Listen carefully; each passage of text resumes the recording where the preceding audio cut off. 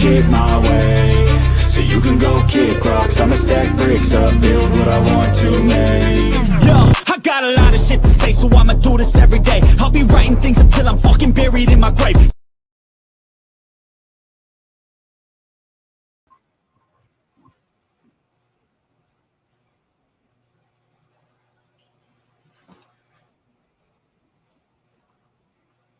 Taking place at Google, including terrible words found written on the bathroom wall inside of offices, and certain employees being attacked by protesters on the campuses. After Google closed the forum and deleted the off-topic questions, Scaff, the original commentator, moved her commentary over to another internal chat with over 2,200 participants, according to the internal screenshots. We, quote, we Jewish people are afraid at work, said an employee who requested anonymity due to fears of retribution at the company. A large multinational tech firm that supposedly hires the best and brightest people, and I and my Jewish colleagues have to worry about what we'll encounter when we go to the cafeteria, or if the agenda of a discussion group might be hijacked with bad content. See, I understand. You know, I'll put it this way. People have their opinions about each, individuals on both sides, and I'm not going to get into that because I care about America. But both sides of these people generally hate you. And I don't even understand why people are getting sucked into their conflict. Getting fired, protesting, all this stuff at work. Dude, just do your job. Do your job and go home. You want to protest? That's fine. Go protest on the weekend, not at work. Why this has become acceptable behavior at the workplace to me is bizarre. Looks like you did all the Google onboarding stuff too. Good. All you have to do really is just the this food company safety is a woman, stuff. by the way.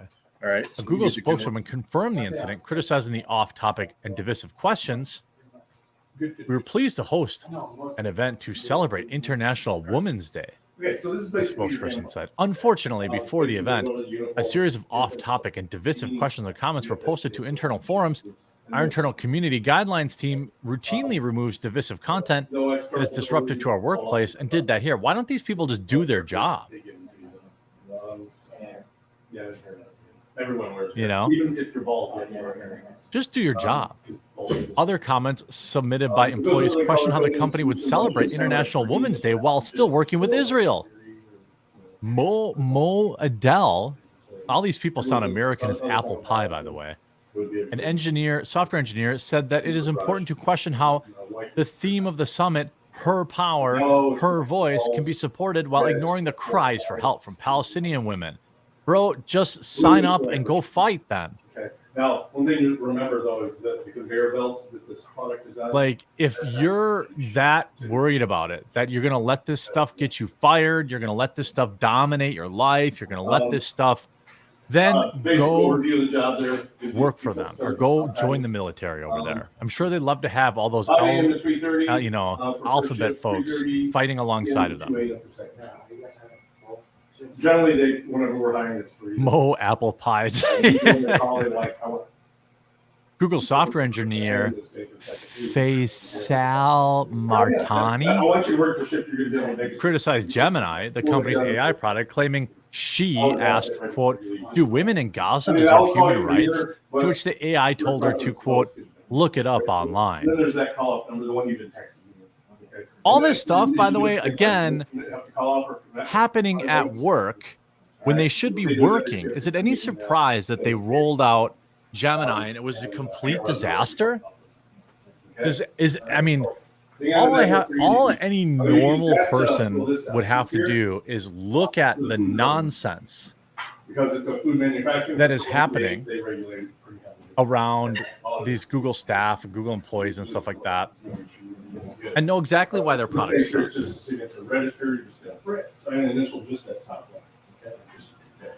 Right? So just Well, that does top Google line. not fear reputational Let's make damage sure when its just tools acknowledge blatantly that show such that bias? that you're gonna Now, follow. none of these people had a problem with Down it here being at the bottom, anti in here, white folks, but they have a problem when I it's think the bottom here was when it has a problem with Palestine. third page. Just then notice rules, that. second date, print initial, Then at the bottom again, it's just- Khalid Mansour, a Google engineer, accused the IDF. What are these people doing at work? I'm gonna help you with it. But I'm gonna make sure you. Then you have a Google cloud engineer All right. just If you have interrupted any questions at all, Google you can Israel let out. managing director Barak Regev at an Israeli tech industry conference, Mind the Tech, this morning in New York. By the way, this guy got fired. There is no third shift. I'm a Google Cloud software engineer, and I refuse to build technology that powers genocide or surveillance. Project Biggest with Palestinian community members in danger. I refuse to build technology that's going to be used for cloud apartheid. No cloud apartheid. Cloud apartheid. What is happening? And so this kid, who's obviously got nothing to do with it, why are they all? Oh, yeah, I noticed he took his mask off though to yell at everyone. Funny thing, look around. He's the only one in the room wearing a mask. He's the only one in the room wearing a mask, and he took it off so they could yell.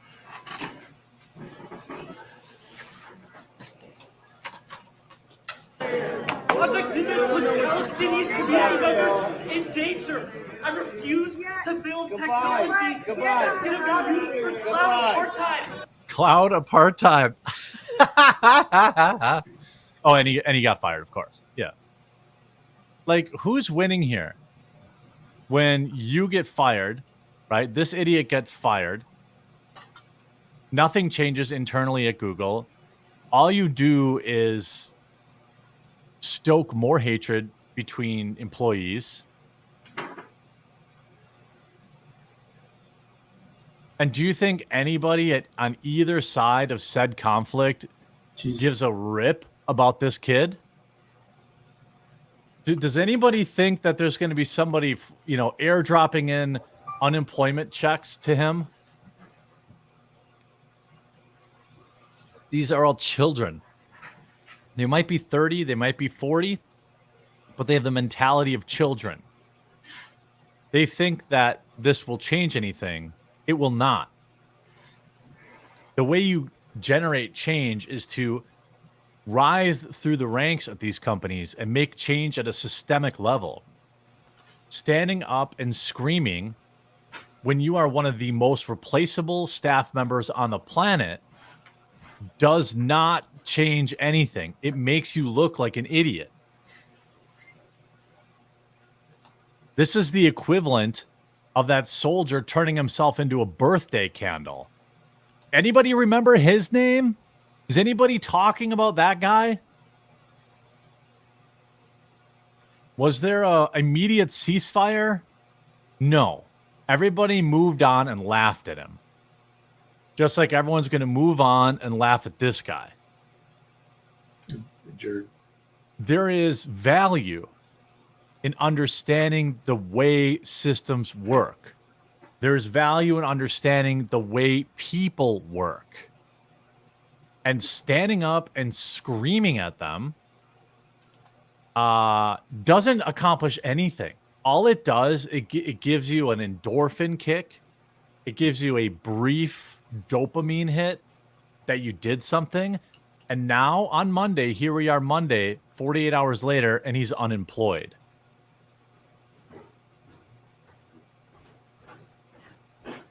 Now he's unemployed.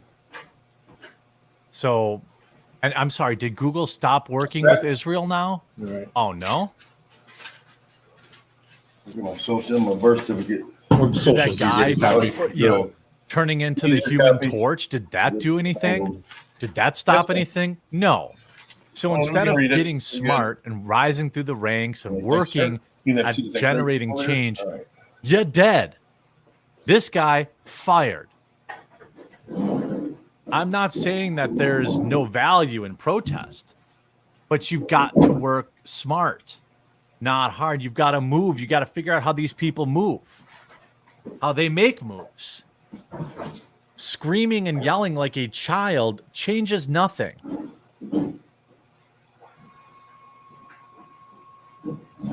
They're all laughing. Everyone's laughing at this guy. Everybody that works at Google's laughing at this guy. There's not a single person in Palestine that cares about this guy. Not one. You stay. Here's what you do. You do what all those leftists did at Twitter, right? You stay. You rise through the ranks. You get a job on the trust and safety team, and then you make real change in your mind. Let's see where we're at with you, and then we'll get rolling.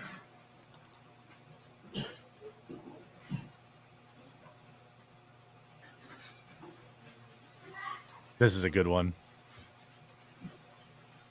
I've got a great story for you. There was so much news like leading into the weekend. Today might actually be one of the bigger days in terms of news topics that I've had in a long time. So Bill Maher's show, I don't know if it's on Friday or Saturday night. I think it's on Friday night. I don't watch it. I think Bill Maher, for the very few things that he says right,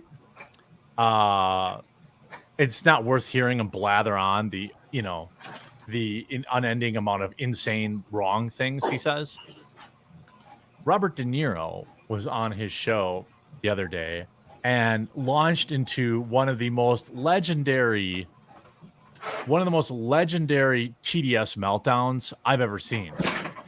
These people in Hollywood, I don't know Robert De Niro, and he's probably got a 30-year-old wife or something like that. I don't know for sure, but Robert De Niro legitimately thinks people care what he has to say about politics. Why did this happen? Well, it's because of the social media age. Social media. Okay. These Hollywood weirdos started to think we cared what they had to say about politics. We don't.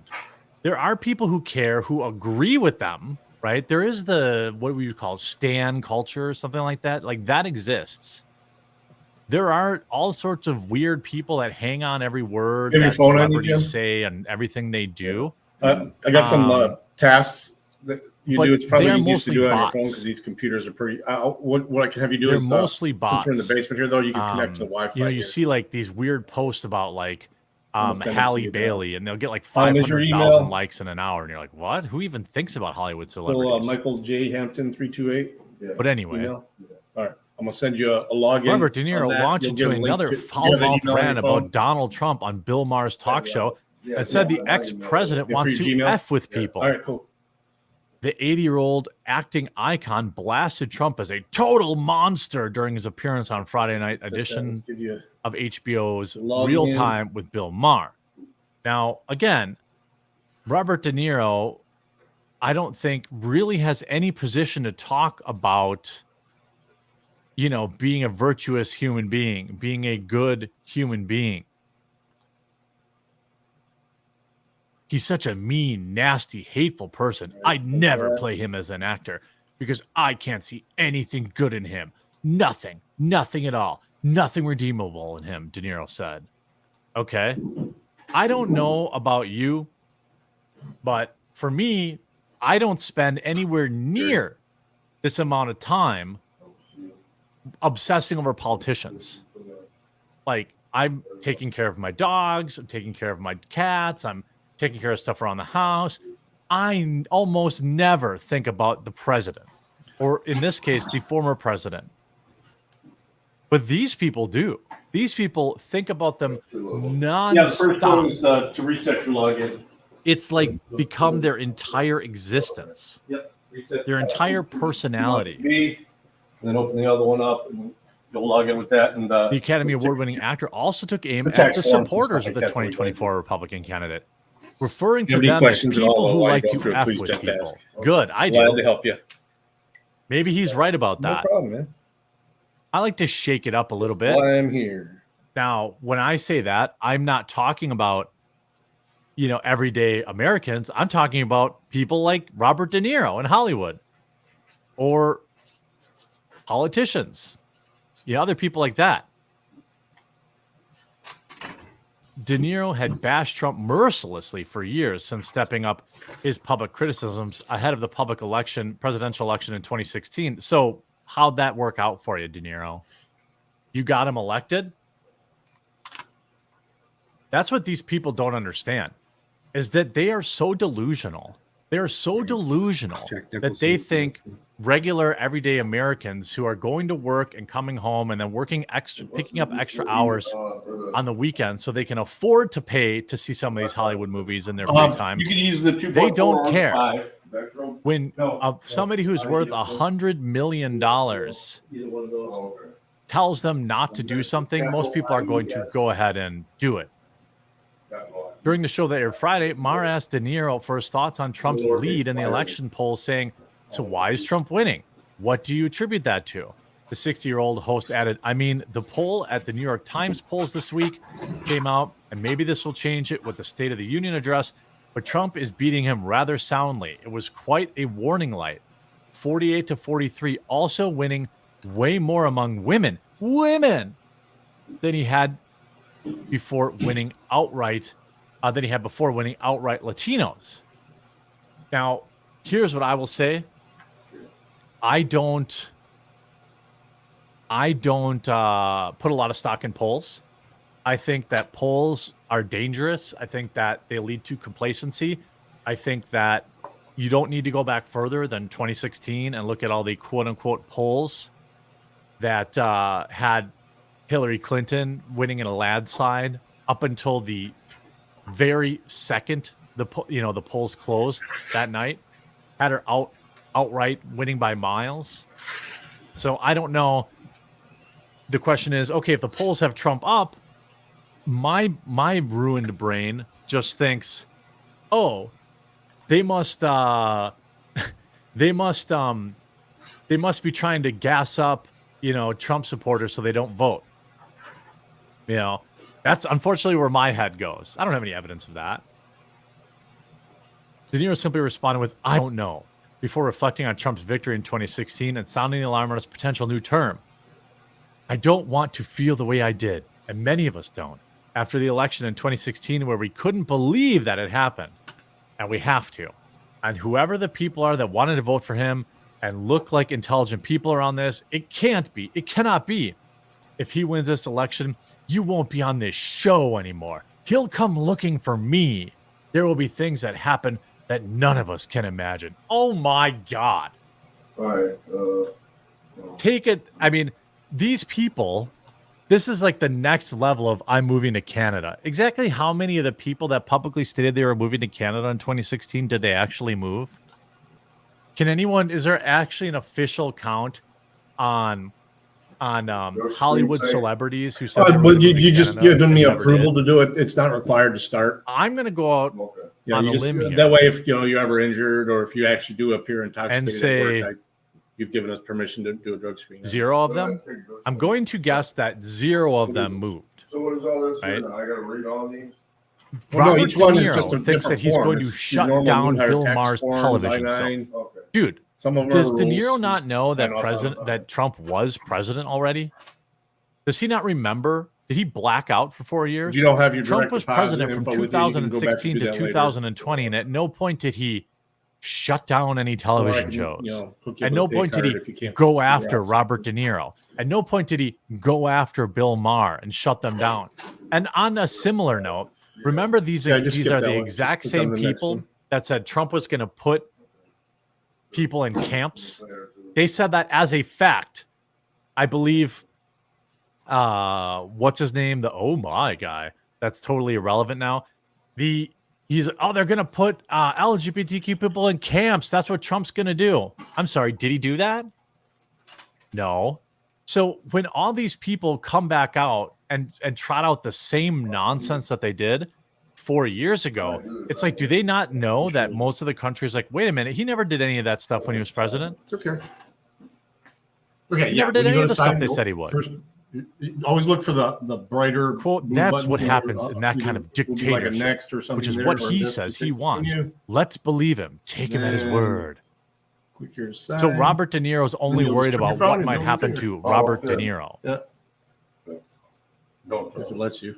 He also directed his criticism toward Trump supporters, saying he can't understand and empathize with them. Too. I mean, if I don't understand it. Yeah, I guess they get to get behind that kind of logic. They want to mess with people, screw them because they're unhappy about something. No, De Niro did not stop there. He continued, he's sociopathic, psychopathic, malignant, narcissist. He's a dangerous person. Again, he was president for 4 years. And none of the stuff that these people have been bleeding on about for the past, since 2016, none of it happened. The two-time Academy Award winner has been outspoken in his criticism of the former president, with most notable the incident in 2018 where he exclaimed, F Trump, twice on stage at the Tony Awards. Wow, stunning and brave. Insulting Trump in front of his Hollywood peers? Wow. Wow, what a stunning and brave man. What a heroic man. It's like he's shopping. He received a full standing ovation when he said, it's no longer down with Trump. It's F Trump. And in November of last year, he claimed on stage at the Gotham Awards that he had originally planned to include several cutting remarks about Trump, but his speech was cut down. He said, I just want to say one thing. The beginning of my speech was edited, cut out because I didn't know about it and I wanted to read it. No problem. And he still said the former president lied to us. More than I'm going to get some touch. These things your phone has more power than his these current computers campaign. do. So, but I've ordered some touchscreen computers, so it's going to be a lot easier. This guy, you see, Liz Churchill writes, when Robert De Niro states he's afraid of what President Trump will do once reelected, this simply means that anyone involved with certain types of crimes may be met with capital punishment. Is he talking about Jeffrey? Yeah, this guy is unhinged, and I feel bad for him. But it's even more encouraging that these people don't have any power anymore. They don't have any power anymore. Nobody cares what Robert De Niro has to say. We already know. How many minds is Robert De Niro going to change? I'm going to say 0. People that already don't like Trump are going to say, wow, Robert De Niro, stunning and brave. And people that do like him are going to say, who cares about Robert De Niro? These people are just out there to boost their own egos. Not one of the laws or things that have happened under any president has really ever affected multimillionaire Hollywood types. They just like to pretend. Yep. But remember, when you pay $15 to see that next Robert De Niro you're really saying it, and then he you're hates you. Submitting just make that decision to the form by hitting tap to sign it. Lots of ways to watch movies to the that don't electronic involve form. enriching these people that hate you. And that's how I look at it. There's a lot of ways you can watch movies, friends. Yes. A lot of ways you can watch movies. Lots of them. Lots and lots and lots. Oh my God, I got signed through all that. Well, that's I-9. So yeah, I mean, just where the highlighted ones on top. And nobody, I mean, again, have you just type in your info there? Do they not know that he was president? He was president for 4 years, and none of what they claimed ever happened.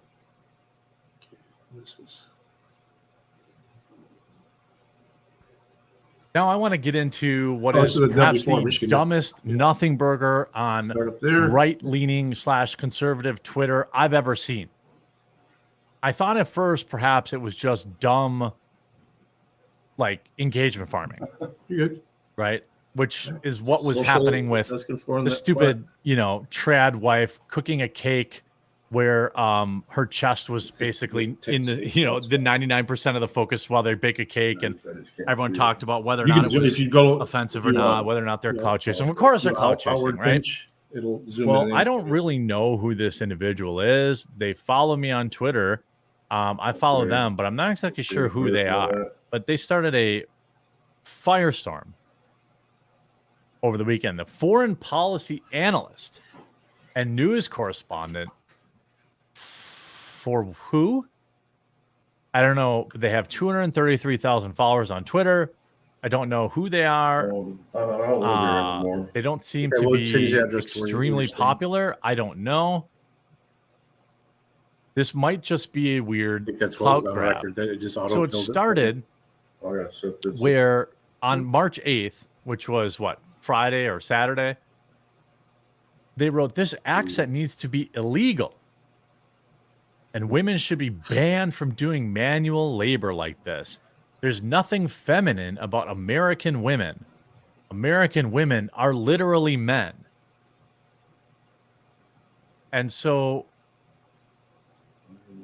they posted this video of Hannah Barron, who in all the videos I've seen is a very kind woman. This is a woman, most people might know her content from noodling, from having being a beautiful woman. And so this is what triggered this individual.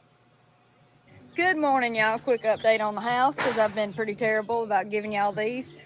We took a little break for noodling season and to put out boxes. Now that it's dried in, we can do it at our own pace. But here she is. We're going to stain all that wood a darker brown and the shutters when we get that on. I can't play the rest of the video because there's like 311, right? music Like the playing, band. but she just goes to this house. She's presumably helping work on the house, Remember them? doing actual labor. And obviously this woman got ruthlessly ratioed, 30,000 likes. Now 30,000 comments to 15,000 likes. So then she writes, Lebanese women are literally perfect. And they are actually feminine, unlike estrogen deficient American women who hold the record for highest testosterone levels in the world. Let me put that To date which in, Alex. they got All right. community it's, noted. It's got to be a Estrogen varies by many factors: average national Some age, weather, places they diet, want the 2 digits can for change the levels. for the There is no breed. evidence This that the one U.S. just has wants low estrogen everybody and or holds always records wants for everything. highest female testosterone. Let me just check the rest of it for you. Yeah, same thing with data. And then she writes, high-value quick, American men Yeah. should become passport bros. Don't they deserve better than the filth they are limited to in their own country? Do you disagree with your thought? I think at the risk, I mean, this, in my opinion, this chick is smoking hot. First of all, if I just want to be super superficial, okay? She seems Like I like said, a once genuinely nice I should've person, touchscreen but I for don't it. know her directly. Easier for everybody. This woman's Yeah. going after her looks. Deal. I think this Goodbye. woman is extremely beautiful. Everybody asks if we hurt these fish when we catch them.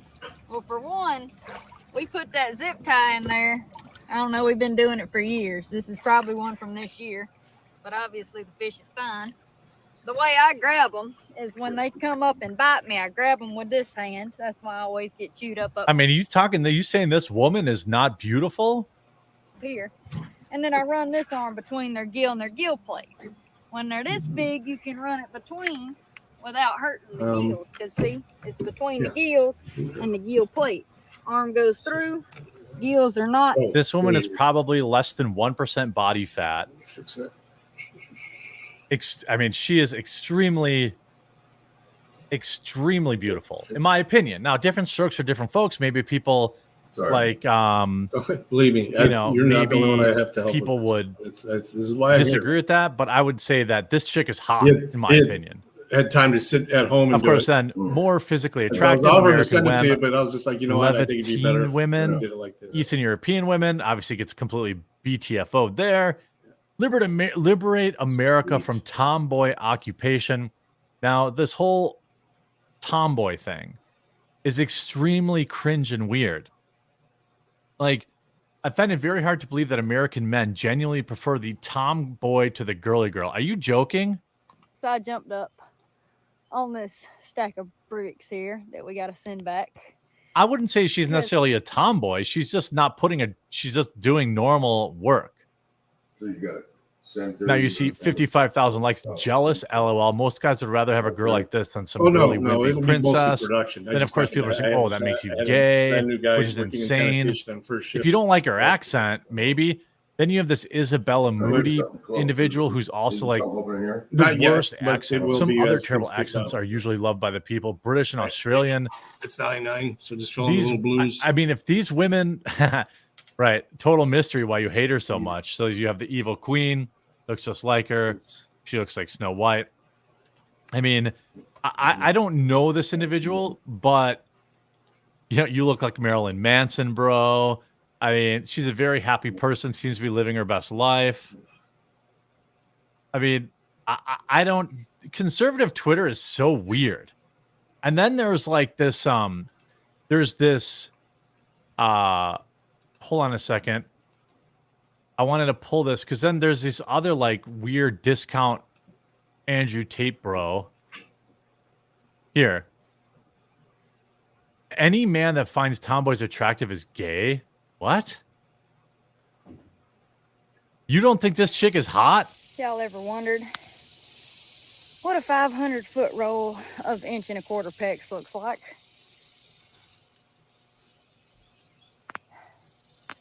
And if you want to... Again, what are you talking about?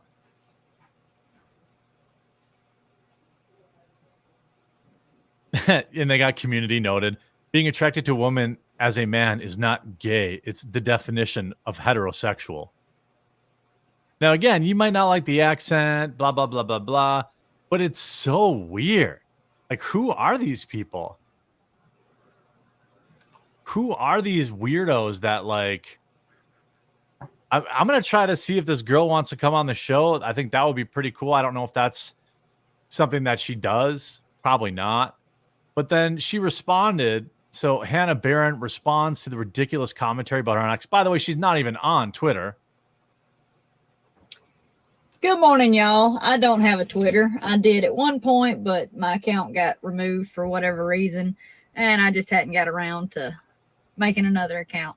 But apparently I'm trending on Twitter right now because some girl, hey Meryl, some girl said that my accent should be illegal. Women shouldn't do manual labor. Oh, what else did she say? American women are basically men, and she just said that I was not feminine. Ooh. And I would tell y'all this girl's name, but I can't remember it because I don't have a clue who she is. So that should tell you how relevant this person is. But I just think it's hilarious because I grew up as the weird kid in high school who hunted and fished too much because back then it wasn't cool for women to hunt or fish. Or That's probably true. That's probably true. The whole country lifestyle.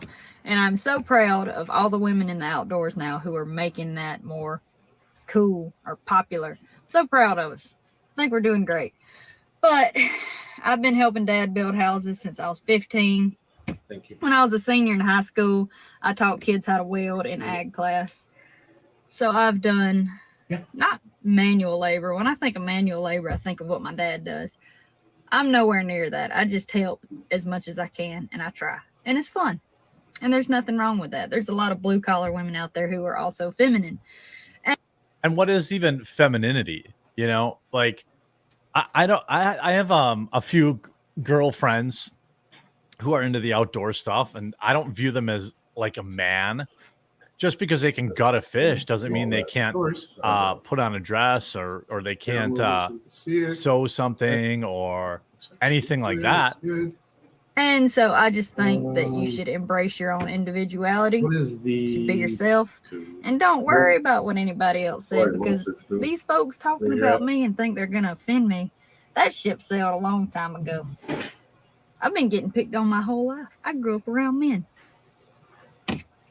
Well, so don't be scared to build your own box and don't try to fit in anybody else's. Good for her. No, actually, I think a very classy response. It looks like Hannah Barron just created a new Twitter. So I'm going to let's see. I'm going to see. Let's see. I'm going to say I'm going to do this in real time. Hannah, I would love if you would. Well, I mean, come company wide, it is sometime. You seem so great. They either get hired in or they work out. So. There you go. I tell you, I need some help retweeting that. Let's get that attention. Let's get that notice me. I'll try to get her on the show. That's why I rent space for Friday. We'll see. But yeah, good for her. Like, even if you don't think she's your type of girl, I think, you know, attacking her accent is stupid. And I think this pretty much backfired for whoever this individual is. In fact, I'm going to give them an unfollow because I think that they're probably just hate baiting or engagement farming because, you know, nothing wrong with being a tomboy at all. Not even in the slightest.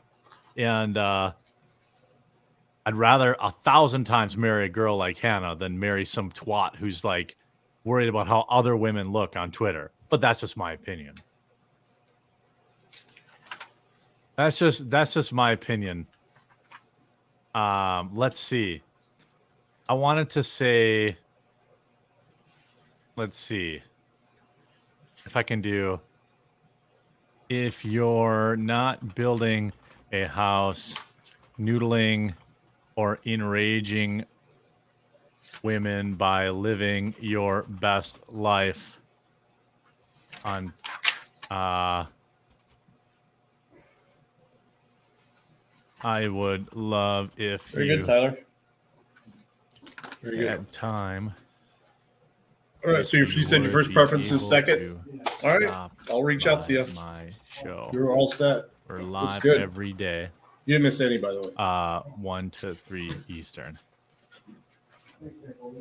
All right. Full simp mode, boys. Full simp mode. I don't even care. Okay, man. I don't even care. Doesn't bother me. I know what I said. I don't know if it's that, you know, that I just grew up in, you know, I grew up in the country-ish, so it doesn't really bother me. Like, I don't think of tomboys and you know. Jack Decker says, it's her accent. Oh, perhaps. Lord of the Rings says, well, shit. Guess I'm gay. Yeah. Yeah. I mean, I've got a video. That's just, yeah. When I upload that video, I'll tag her in it. Let's see here. Lots more content. By the way, how was everybody's weekend? Just wanted to check in with y'all. She's a good-looking woman, and I love her accent. The accent I don't really care about. Just put You zeros know? after them. It doesn't bother me none. It's about who, you know, You're what type of because person it's automatically someone going is, to you claim know? you. Right. So She could probably install my mailbox. Yeah, sign there. I bet you she'd probably install my mailbox so good it would never come out of the ground.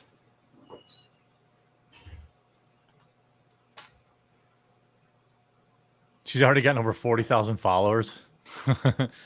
I got to get her attention when it's small, when she's new. I think, well, here's what I'll say. Because I don't want to really piss any accent people off. Because, you know, I have an accent too, right? It's just, I don't hear it. But, you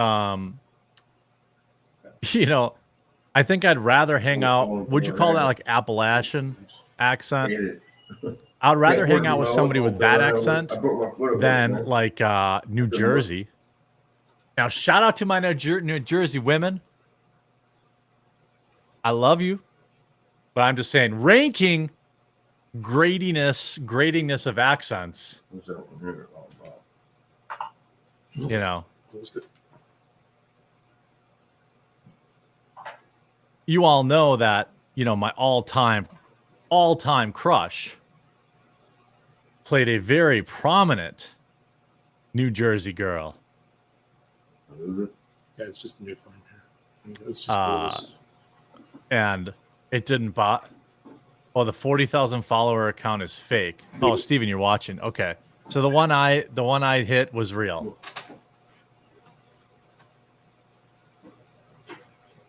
Okay, so this one's real. Yep, there it is.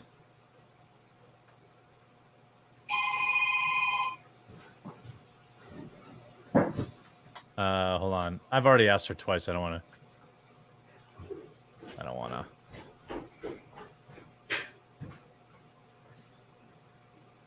Yes. Get this thing. Yeah, like that tweet. Let's see if we can get her attention. Say bag in your cute accent. Bag. I like. I'm a big fan of paper bags. You know what I mean? You mean North Jersey? Yeah. North Jersey.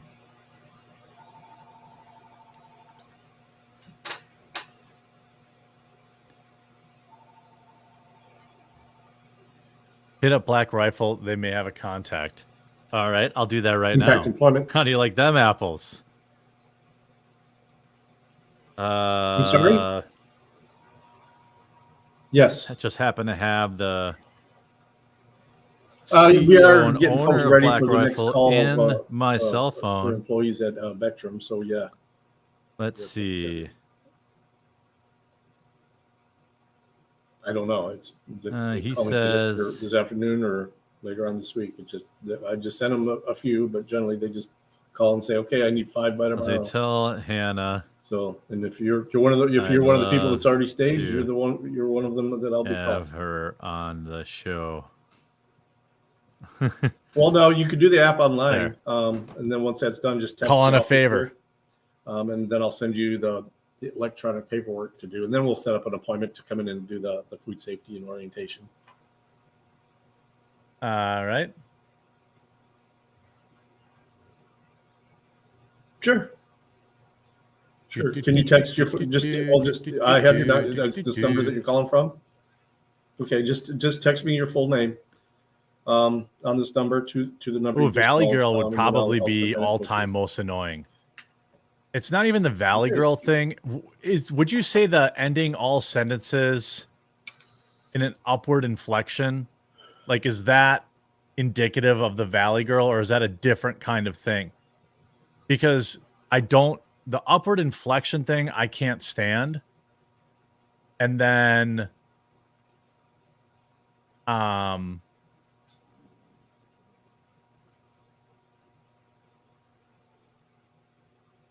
the people that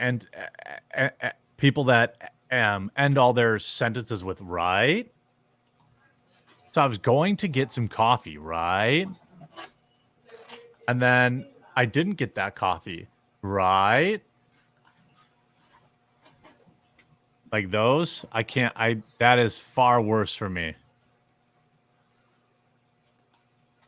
Far worse. Upward inflection plus vocal fry equals worst type of person. Yeah. But then if you add that they end every sentence with right, that's the amalgamation of pain.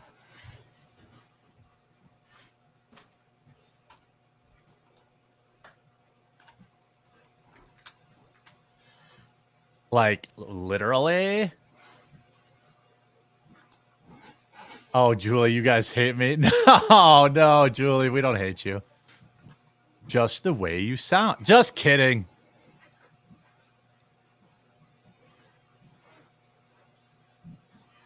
I can't do the likes. It's too much for me. I mean, once in a while, it's all right. But if it's like nonstop. Bill Dozer says, so this has nothing to do with the topic, but one of the cannibal gang leaders in Haiti calls himself Barbecue. I love that. Oh, it's so bad.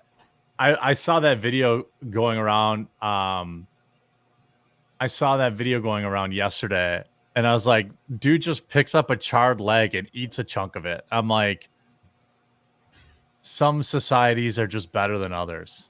I don't know what I don't know what else to say. I don't know what else to say.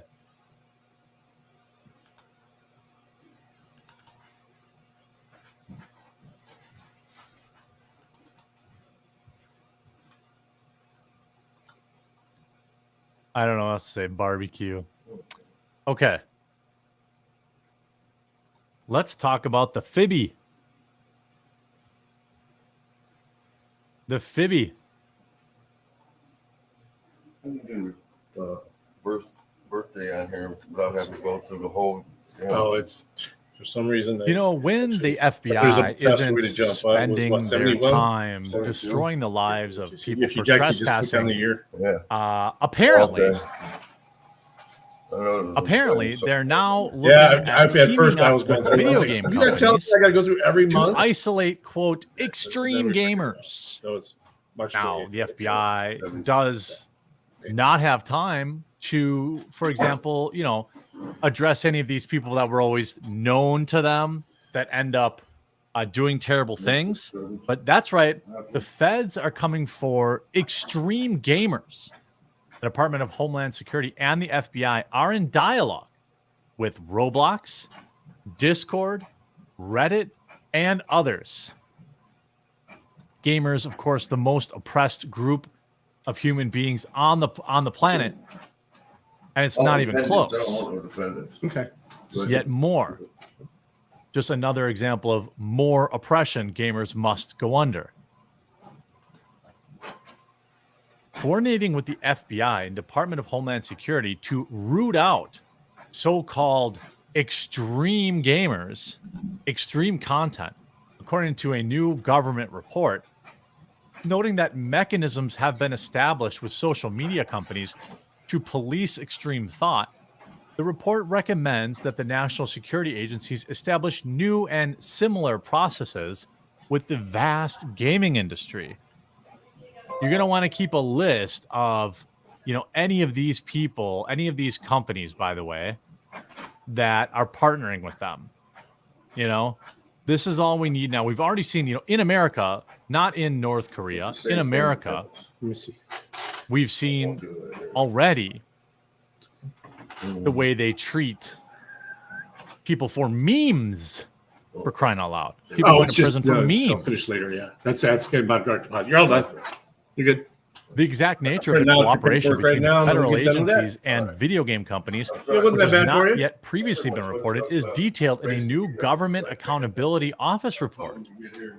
The report draws on interviews conducted with comfortable 5 here gaming in the and social summertime. media It is companies, nice and including cool down here. Roblox, When Discord, it's cold outside, I have a little heater. Reddit, underneath my- as well as a game publisher and social media company that asked to remain anonymous. Why would that happen? Why would a gaming company want to remain anonymous about You know selling where out their false collision customers to the center is? FBI? You know where Social Security office is? I'm not from here. Okay. This is why, by the way, you see how You can Google Discord's it, on and this you can list. even see it's not that Yes, far. I have a Discord, but I've A little always bit told south on people, Telegraph. you know, I also have a Gilded. It's before you get to Dunbar. But guess what? Yeah. Guess who owns Sorry, Gilded? down- Roblox. Down Telegraph. So they're probably working with Gilded too. So go down. You can either take front out to Telegraph. all of or you these could- chat you could Take apps 7th Are Telegraph and head south. compromised. Oh, And it's on the left. and my immediate guess down at there. I mean, what the gaming Doesn't say company Vectrum on the is front, but the is address probably cheap. similar to what you're thinking. Steam. It's probably Steam. Monday. It looks like Well, they're you're starting looking when they call. for like any Yeah, as soon as they place call for where people. gamers can have lots of conversations. We'll have you whether it's ready. You'll be good to Discord, go. Ready to Reddit, go. And then um, you already have boots. Gilded via you'll Roblox, sell which is what I think that they're really for. No problem. Then the jeans are next fine. big Then spot they do is prefer a Steam plain because white there's Steam t-shirt, communities and things of short that sleeve nature. shirt. Not a tank top. Yeah. The Intercept So, you know, reached out to companies identified in the GAO report Well, it's for just comment, that's the uniform. but none of them responded on the record at I mean, time of once you get hired publication. in, they'll- Are you shocked? they I'm issue shocked. you one. I'm shocked that Discord This is your handbook. wouldn't want This kinda to goes be over more everything you open need to about know as far working as with the The FBI. peculiarities of the job. In the back is just like a quick job description. It's got my number on there. The Federal Bureau of Investigation and the Department of Homeland Security Just the both have basics. So we mechanisms can to keep share that, and receive and I'll bring you this in just a extreme second. threat-related information with social media and gaming companies. Yeah, just have a seat over there. Now, GAO this says. last Now, part this we'll is no do, I'll surprise. explain it. Okay, this is not surprising. To be There's honest only with actual you, paperwork you have if to there do. was some like unhinged ramblings of somebody in like my Discord Everything else server, is electronic. and now. I genuinely That's saving us a lot of believed paper, that you know they were going to do something bad or something like that, We're trying to make this um, electronic too, but it's like, it's I'm not sure I have an It's not issue loading with right. It's actually having in a there. I just system where delete it somebody whenever I can send it to you actually guys because it doesn't proactively report open up somebody. right. But that's not what this Plus, it's kinda hard is. to read on your phone. This is going to be, you know, real-time monitoring. We all know that. That's how this is going to turn out. The report reveals that the DHS intelligence office meets with gaming companies, Well, yeah, I mean, and you, that the you tell me- companies can use these meetings to, quote, share It is information with INA, DHS's intelligence office, That's actually good. about You- online Nancy's a good activities strength promoting professor. extreme viewpoints. Now, whatever that means, these people can't even stop unending swatters, for crying out loud. Right. How many times are they gonna? How We many have times do several we have to people that do hear that that. another lunatic was known to the FBI before they did something, but now they're worried about gamers? Through its 56 field offices and hundreds of resident agencies' subordinate field offices, the FBI receives tips from gaming companies of potential lawbreaking and extreme views for further investigation. By the way, the current sitting president of the United States calls being a Trump supporter an extremist point of view. He calls them mega extremists. That's the We keep on file for the food nomenclature. administration That's the because this wording is that the production sitting job. president uses for Trump supporters. Right here. Note that. This first page here is just a signature. Note that. Print, sign, initial. When they use the same terminology here. This next page is just The basically GAO warns that the FBI and DHS lack an overarching strategy to bring its work with the gaming companies in line with the broader agency missions. Without a strategy or goals, the agencies may not be fully aware of how effective their communications are with companies, or how effective their information sharing mechanisms serve the agency's overall missions, the GAO says. The report ends with a recommendation that both agencies develop such a strategy, a recommendation that DHS concurred with, providing an estimated completion date of June 28th this year. The point is that you know this. So, I mean, you'll be able to review that after today, but. All I can think of is this awful track record of the FBI when it comes to identifying extreme points of view. Hassan Piker, a popular Twitch streamer who often streams while playing video games under the handle Hamas Abi, says of the mechanisms, they're much better at finding vulnerable teenagers with mental disabilities to take advantage of. I mean, okay, based? Wait a minute, based? Am I agreeing with Hassan Piker? The GAO's investigation, which covers September 2022 to January 2024, was undertaken at the request of the House of Homeland Security Committee, which asked the government auditor to examine domestic extreme people with use of gaming platforms and social media.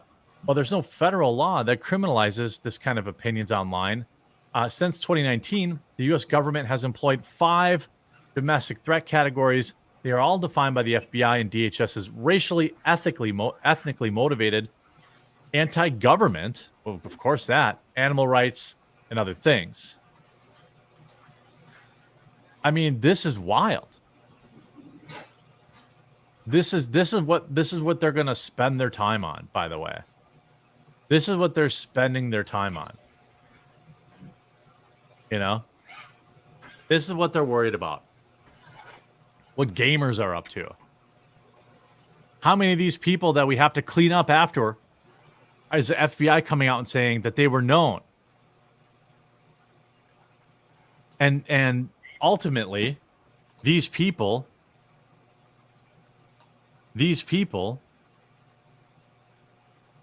can't possibly do their job. It's so insane to me. It's so insane. Extremism in gaming, how far does it go?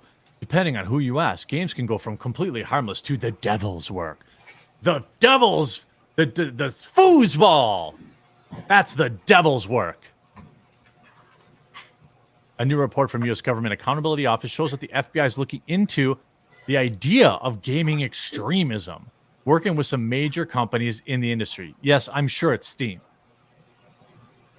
I am sure it is.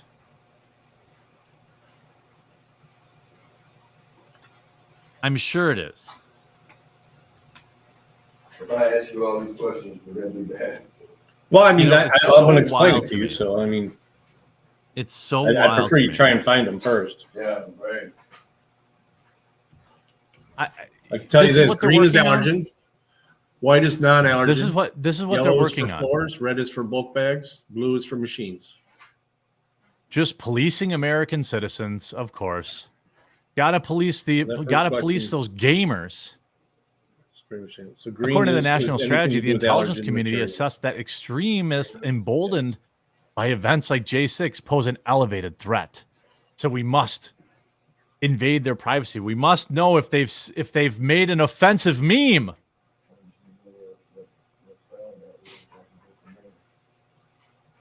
We must know if they've created an offensive meme. Report them to the FBI. And in fact, we won't even wait for citizens to report them. We're just going to work with Reddit and Discord and Steam. Yeah, sometimes and it will have they're an gonna allergen report you. product, sometimes not. Just depends. That's how this is going to work. So a product that a lot of people It's are allergic absolutely to. insane, Like a dairy wild product or- infringement I mean, they on don't our have any rights. peanut products, but if they You can see did, this. that's an allergen. Federal law enforcement and intelligence have long focused on gaming as an avenue for both radicalization as a backdoor platform for extremists to communicate.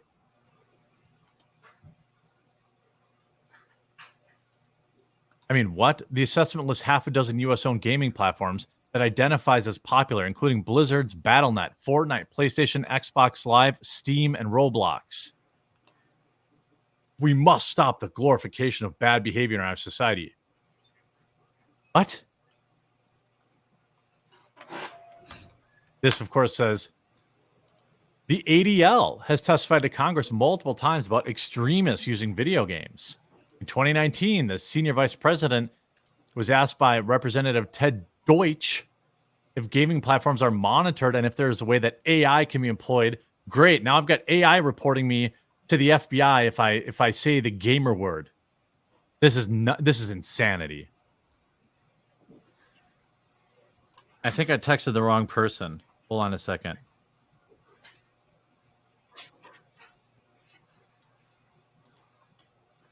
Hold on a sec.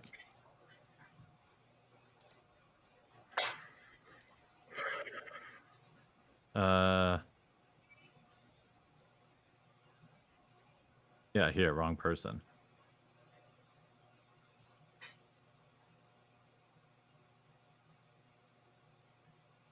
Now I texted.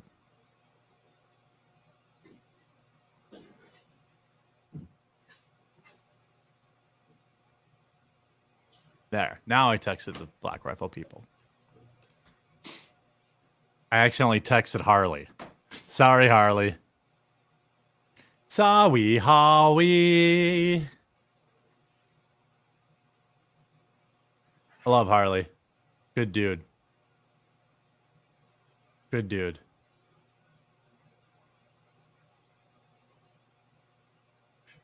He's probably blocked you since he started a rival company. No, he's been very cool. He's been very cool. He doesn't care about me. My little company is not competing with Black Rifle. Okay, And what's the next that's- question? They're not worried about that. Yes. They're not worried about that one bit. Let's see. Doobie-doobie-doo. Yep. True. Donut Noser, I know that too. Okay. I don't like to call on friends to get other people on the show. Epic Mealtime Harley, yes. I should say sorry about that, actually.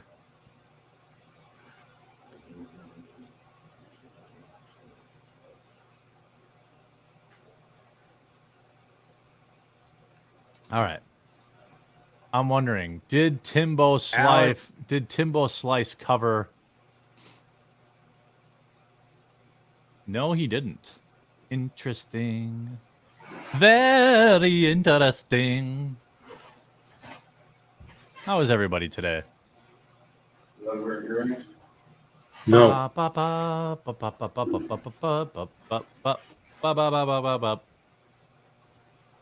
He didn't. All right. Let's get after it. Let's get after it. Ugh. There's so many flippin' stories today too. It's insane. I probably have enough for like 10 videos. It's wild. All right. Okay. I want to talk about this story. It may not be, YouTube friendly. Shout out to the king of Biltong. Good afternoon from Anton's Meet and Eat. Need to level the name up. Free shipping on your Biltong using code THEQ, one word, on Biltong USA and Anton USA. Thanks, Shaleem. Nice to meet you. That's right. I believe my Biltong will be here soon as well. Looking forward to that. When I have it in stock, I eat Biltong every day. And that's not me getting paid to say that. That's the truth. Okay.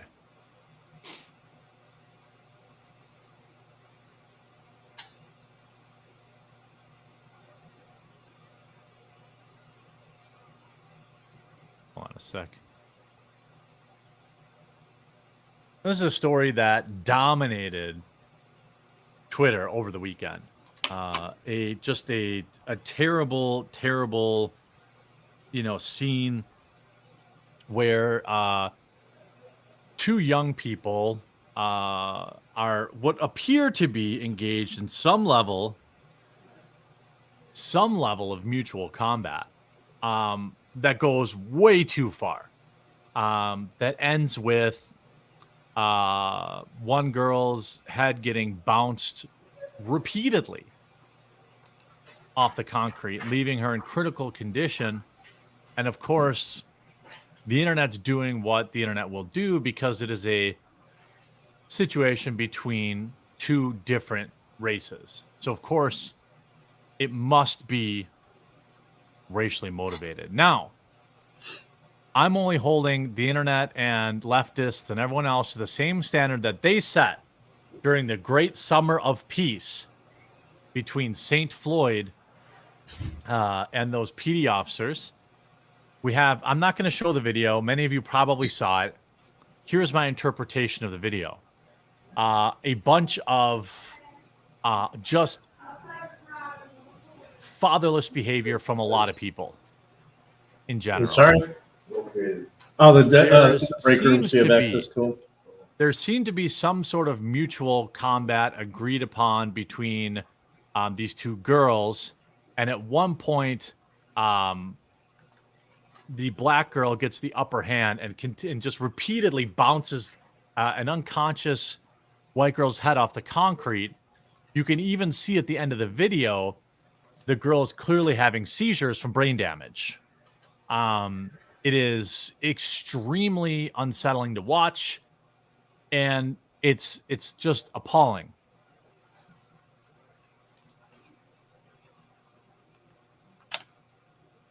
Earlier, there were a lot of different reports whether she had passed or she's in critical condition. The latest news I have is that she's in critical condition. But if you watch the video, it is it's disturbing. So I'm not going to show the video. You guys have probably seen it. It's bad. Now, I will say this. Okay. This appeared to start as mutual combat. They were squared up to fight, these two. Now, I don't know what led to it or what happened after. But what it looks like is that they are squaring up. Now, maybe the girl was defending herself. I don't know. But what we do know is that this kind of ceased to be a scrap when the girl was unconscious. And they don't want a chance of anything bashing her take head some out and rope. ending up in the product. Basically. That is that's why there's no jewelry not or a anything fight. either, so just, Also, side note, I don't know about you all, but you have to what wear hairnet happened even if you're bald, to fight culture? because bald folks get When I down say to- that, I mean every fight that I've been a part of or been next to or that's why I watched say it, happen, because usually once somebody gets the upper hand, the other people around break it up. I don't know if that's been your position. I don't know if that's been your experience, but in my experience, even like as adults, if it's at like the pub or something like that, people are drinking and there's a scrap that goes on. The second somebody's on top of the other person and pounding them, people break it up. Now, I suppose maybe that's men's fights. I guess I've seen females fight before, but everyone's just waiting for something to pop out. So nobody's really ever trying to stop that. But like, also I've seen where men get the upper hand and then they're like, okay, are we done? Are we done? It's like a point where between two guys, you're like, all right, you got me. Generally you're not going to keep aggressing when you've got somebody down and you've got the upper hand, you might take a freebie or two, but you're not going to pummel them into a fine dust. That's a different kind of person. That's a murderous, psychopathic behavior.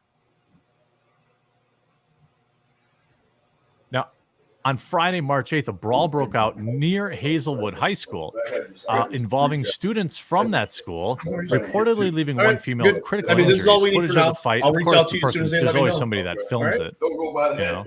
No, man. It's, like I said, it's not a pass-fail thing. In the video, one girl could be seen repeatedly slamming the head of another's onto the road. The girl was left shaking on the ground with an apparent seizure. Netizens were horrified by the video and demanded justice for the girl.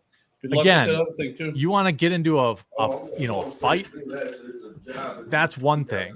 But when you're doing that, now you're trying to end their life. Now it's a murder charge. Yep. That's my opinion. Yep, That's my opinion. Reach out to you, and even if something happens with your phone, I know. According to Fox 2, the brawl broke out among the students of Hazelwood East High School and other schools near the institution on Friday. St. Louis County Police Department stated that one female student was hospitalized with critical injuries sustained during the fight. Fox 2 stated that the identity of the hospitalized person were not disclosed. Footage of it went viral, showcased the brawl erupting among students. Again, to me, it looked like, and I'm trying to be, this is not the context that the left would normally give.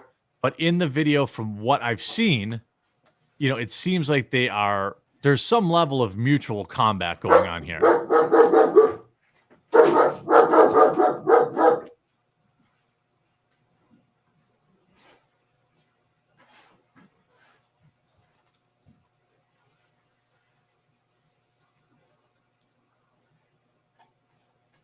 Thank you, Poppy.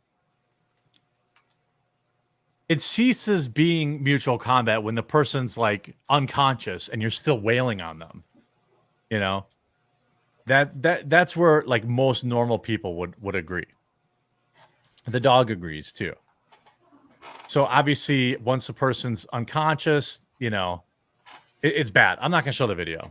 It's bad. And ultimately Twitter points out what you're going to expect. You see this just in, a 15-year-old arrested so the girl got arrested now after doing that. St. Louis County Police Department spokesperson Vera Clay said the teen was arrested on charges. The girl on the receiving end of them is listed in critical condition with severe head injury. Hazelwood School District made the following statement, quote, "It's a tragedy anytime children are hurt. Bullying and fighting in the community is an issue for which we all need to take ownership." You mean their parents do? The Hazelwood School District offers our sincerest condolences to everyone. That girl could be brain dead forever.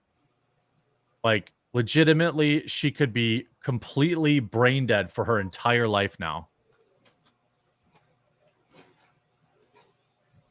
I mean, it's insane to me. Assault seems like an incredibly light charge, Attempted at least. Now, if you watch the video, I just got to keep it 100 here. Now, the fight scene features about 25 black people and one white person. That's what I saw from the clip.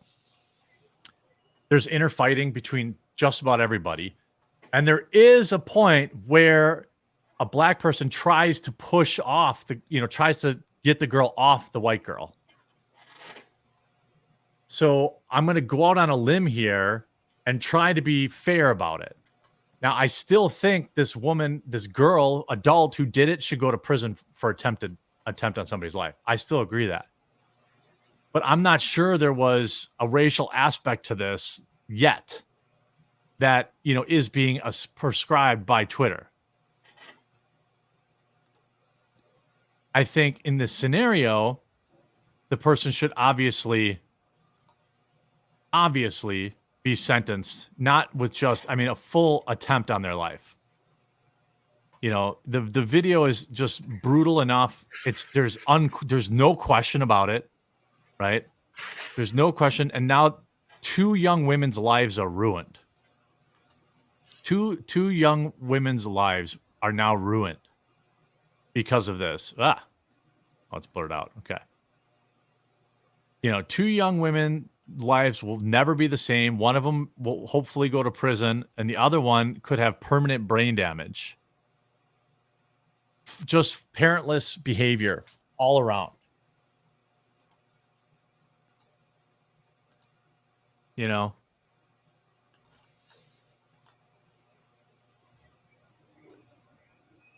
I think you can, if you want to see the video, obviously you can go out and you can find the video. It's everywhere. I just don't want to subject people to it. It's unsettling. Neighbors react. And you see even their own community. Their own community is like, what in the heck? What in the heck is wrong with these kids? Maurice Declue, apparently is her name, rot in prison for the rest of your days. This stuff's not tolerated. By the way, teachers from Hazelwood School, have you noticed anything about these kids or not? Because you better find something else to do for a living. The identity of the black girl, they've doxed this person. The other girl's name is Kylie. Again, it seems to me that it starts out as mutual combat and ends in a murder. That's what I would say. That's my best case, my best argument, because when you watch the fight, there are black girls that try to get the other people off of her. It's just terrible child behavior that is just ending terribly for everyone involved. Will people riot? Nah. Nobody cares. This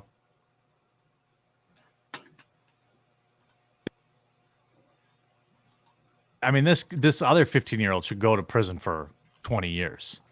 There's no question in my mind. Repeatedly bouncing somebody's head off the concrete is on a whole nother level. Of just insane behavior. A lot of guys standing around doing nothing. It's just, the whole thing's a mess. Keep your kids at home. Parent your kids. I suspect most of these kids are from broken homes. Sad scenario all around. People want to make that about race, but there's really no evidence. There's really no evidence about it.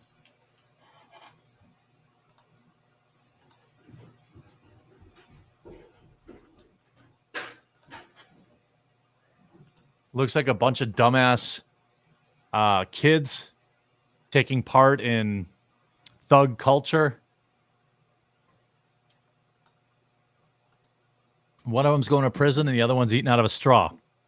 Maybe for the rest of their life.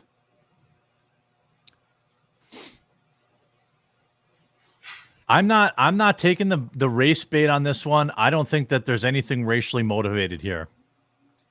There's absolutely no evidence that this is like a racist crime. There's none. So I'm not taking that bait. Biden is on the way to apologize to the offender. Yeah.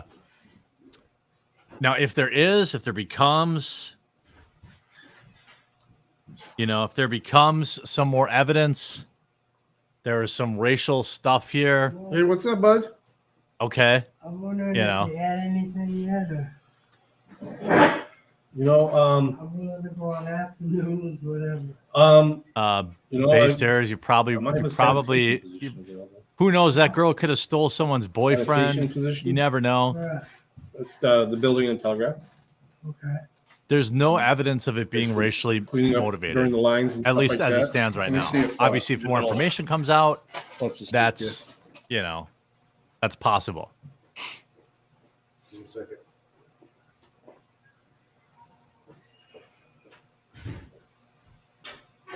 Keep eating the blue pill on that one. I mean, can you point to any evidence that was about race? There's 10 other black people all punching each other. There's 10 other black people in the same video all fighting each other. I mean, let's not. I mean, it makes you look bad to make that reach. Racially perpetrated, maybe. Okay. But to watch that video and say, oh, this is a black woman beating a white woman, you know, that's dishonest. That's what the left does. There was a bunch of pieces of shit getting in a brawl and then it going too far. That's what was happening.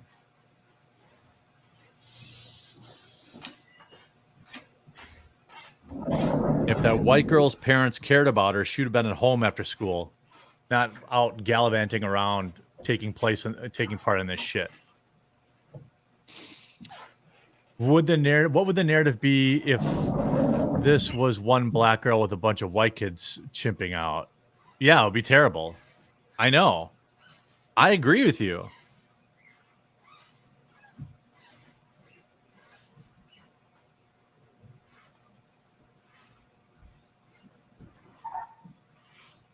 I agree.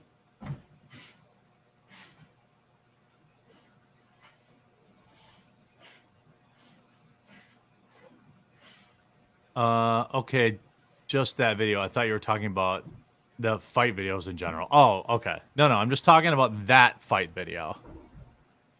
There's no evidence that there's any racial element.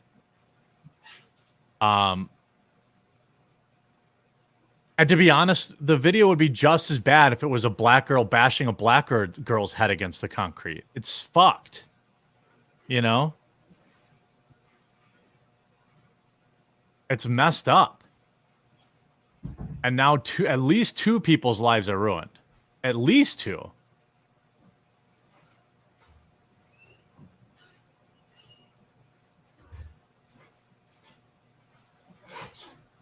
And the sad thing is, you know what's wild to me?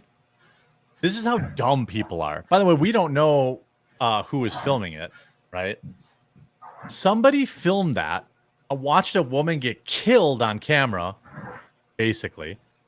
If you watch the video, you know what I'm talking about. Those last frames, the last like 4 frames of the video, pans back over to the white girl, and she's having a very visible seizure from brain damage. Somebody did that, thought that was all right, and then uploaded it to the internet. You know? They thought, hey, this is cool. It's a terrible crime happening on camera. So, Let's upload that to the internet. As soon as I have something on first shift or even second shift available, I've got you. Literally, you're on my pile here. Interestingly, whenever I did have it, Jimmy Kimmel got trolled. The next time that happens, got trolled by Donald Trump, basically, I get it. into reading Trump's Truth Social post live during the Oscars. He just said What I thought was hilarious is that I just asked him. what's great about it and what these people don't realize Okay, you do drive. is that they're laughing at Trump's jokes. Yeah, man. Like I said, you're in They my last. think they're laughing at Trump, but they're laughing at Trump's jokes. How's it going? You have a nice day. You too.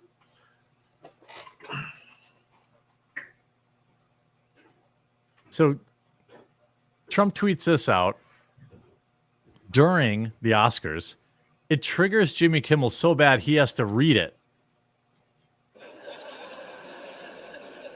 Has there ever been a worse host than Jimmy Kimmel at the Oscars? His opening was that of a less than average person trying too hard to be something which he is not and never can be. You know that hurt. You know that hurt. Get rid of Kimmel and perhaps replace him with another washed up but cheap ABC talent, George Slopinopoulos. He would make everybody on stage look bigger, stronger, and more glamorous. Blah, blah, blah. Make America great again. I mean, appreciate you, Trigger. Oh, you guys couldn't hear that?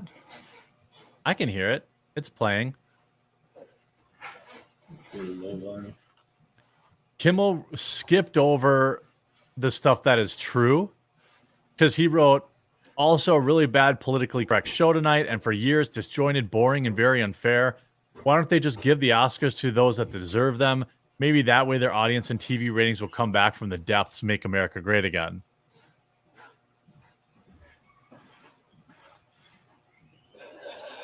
Blah, blah, make America great again.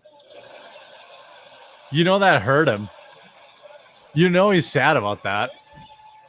Okay, now, see if you can guess which former president just posted that on Truth Social. Free advertising for Truth Social. Anyone? No? Well, thank you, President Trump. Thank you for watching. I'm surprised you're still... Isn't it past your jail time?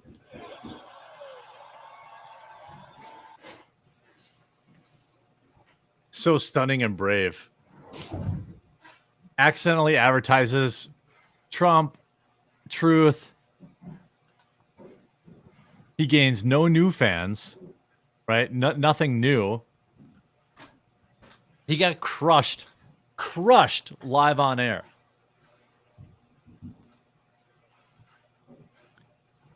By the way, I'm going to make, when I get a chance, I'm doing some new banners. I'm going to make a Rumble channel for my RC channel. But in the meantime, I uploaded a new video this weekend. You know, if you want to check it out. I'll create a Rumble channel for it too. But in the meantime, I just haven't I haven't created a Rumble channel because I haven't, you know, I haven't really committed to uploading a lot there. You can see, like, I uploaded 3 months ago. 3 months ago, I did a couple. Then one today or yesterday. So, you know, feel free to check that out. All right. Let's see what else is in the news. How about John Cena's humiliation ritual? Oh, I'm blocked. Why am I blocked? So last night at the Oscars, you tell me, is this a humiliation ritual or is this just a bad joke?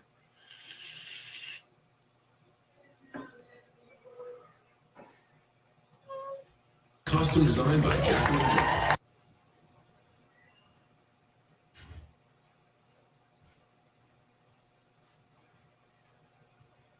Is it a bad joke? You say this is called a humiliation ritual. Cat Williams was right.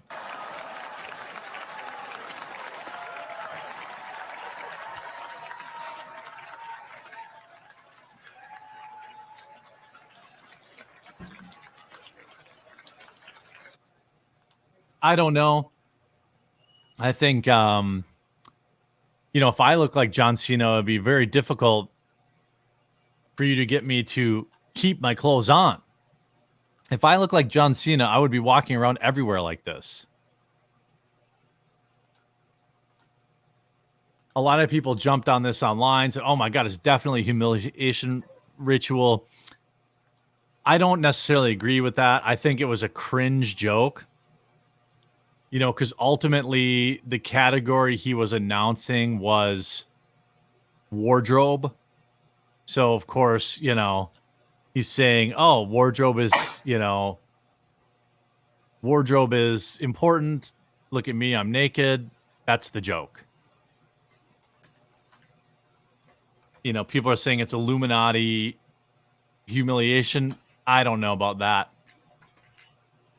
I can't say one way or another, but I will say that John Cena did grovel at the feet of China.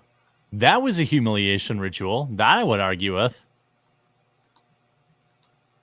When he begged China to forgive a please.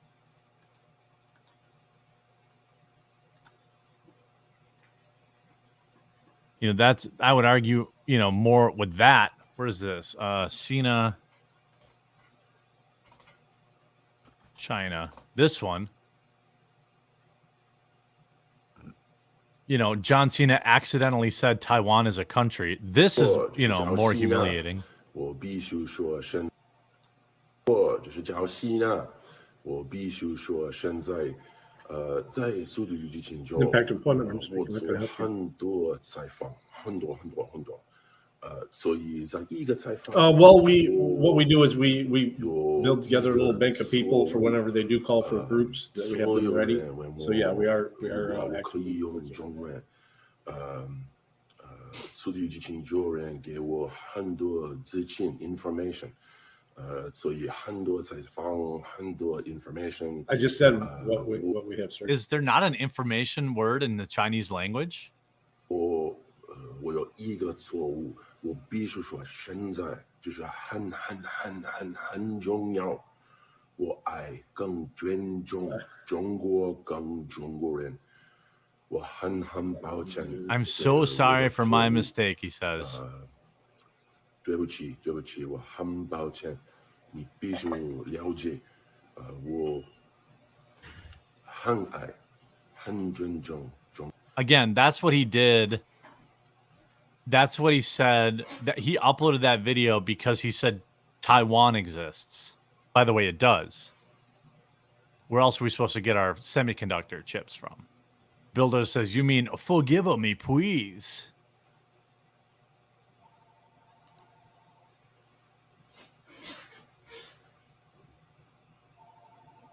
Forgive a please. Now, by the way, shout out to everybody out there showing up on a Monday. Much love. Appreciate you. Tomorrow, the CEO of Rumble will be on. The CEO of Rumble will be on. China apology speech years ago. Yeah, I'm saying that's more humiliating than walking around naked when you have like, when you're built like a statue.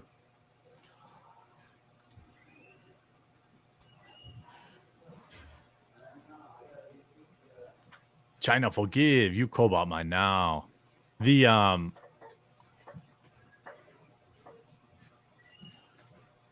big shout out, by the way. We just, I don't know if you notice it on camera, but we've upped our Roaster's Choice product, offering much better quality, much better bags, much better all around, same exact price.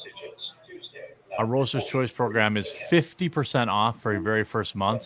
In case you didn't know, I own Coffee Brand Coffee. It's not some crappy drop shipping organization. It's, we roast our own stuff. We fulfill our own orders. We have our own staff, our own employees. Roaster's Choice is a different blend every single month, and you can just look at some of them in here. Rwanda, you know, Papua New Guinea, you got Nicaragua, Mexico, so many, you know, Honduras, a different left part of Honduras. So many different blends. It's a different blend every single month. And if you sign up now or you're a member now, you're going to get a hand-signed thank you letter from me, which I spent many days signing. Also, you'll get our cool challenge coin if you give our Roaster's Choice Coffee Club a try. No promo code required, and it's available in whole bean and ground. So if you want to get that out all the way. Also, if link is in the description. And if you're in the market for a new computer, I just got one 2 days ago. It's actually right here displayed on this page. From Meta PCs, they do custom builds from the ground up. You can actually see my computer. This is my actual computer right here. You see it's a Core i9 14900K RTX 48. You obviously don't need all that craziness, but you can custom build. They're veteran owned. Link in the description. Promo code the quartering. You'll save there as well.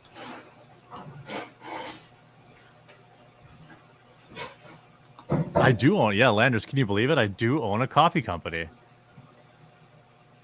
By the way, there's no coffee company ad reads on the RC Nightmare channel. Just saying. Challenge coin. Will it beat my 2-star? No, probably not. But it's a cool little thing. Okay. We got J.K. Rowling taking no prisoners. Taking absolutely no prisoners.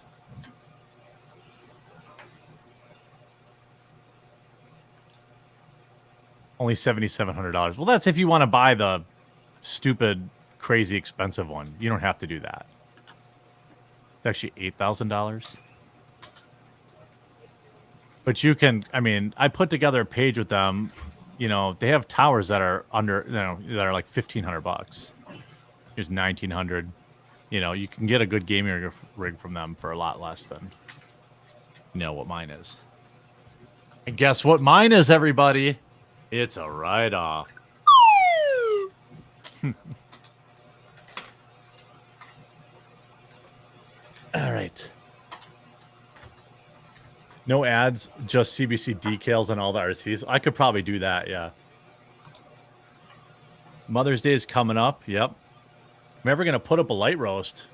Well, we have a special summer light roast coming, which you're going to want to keep your eyes peeled for. But we also have, our 001 as our light roast, or our blonde roast, which is our double caffeinated. You could try that one. Our double caffeinated one is like an ultra light roast. Otherwise, there's 001.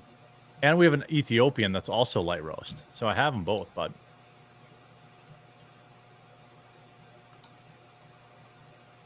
All right.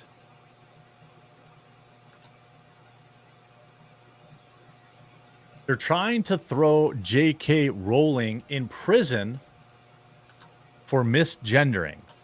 I'm not kidding. And ever since they tried to do that, J.K. Rowling has been on an absolute warpath.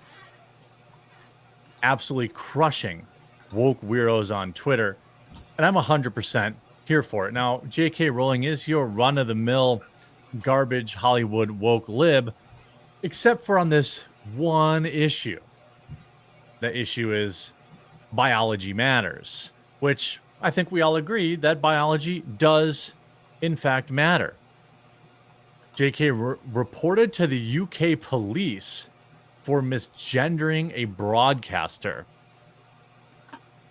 J.K. Rowling has been reported to the police by British broadcaster India Willoughby, who claims J.K. Rowling has repeatedly misgendered her online as part of their ongoing beef. So you called the cops? That's where we're at from a society. You called the police. You're trying to arrest her for misgendering you.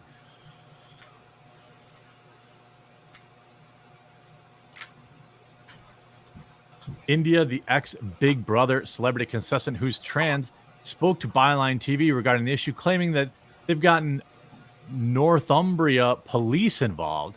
As they say, JK has consistently referred to her as a man despite her legal status as a woman. Well, they are a biological man. Variety reports that the Northumbria police are on standby, ready to have a chat with the author about the whole ordeal, but no other word on whether JK is going to play ball. You know what's wild is, you know, this is in the UK, and you actually, like, an arrest for this could actually happen. You know what I mean? Like, an arrest for this is a very real thing. Some time ago, lawyers advised me that not only did I have a clearly winnable case against India Willoughby for defamation, but that India's obsessive targeting of me over the past few years may meet the legal threshold for harassment. India Willoughby has called police and reported J.K. Rowling for an alleged crime of misgendering her. India claims misgendering is a hate crime because gender is protected characteristic. However, even community notes, the protections provided are against discrimination, not biology. The case of Maya Starter confirmed people have the right to express gender-critical views. JK continues, I ignored this advice because I couldn't be bothered giving India the publicity he so clearly craves. My apologies. Nevertheless, we must all do our bit to combat hate. So India will be glad to know I've taken note of his homophobia, racism, and humane stance on immigration. Uh-oh. Uh-oh. Pescadios. Nor have I forgotten India's shocking transphobia.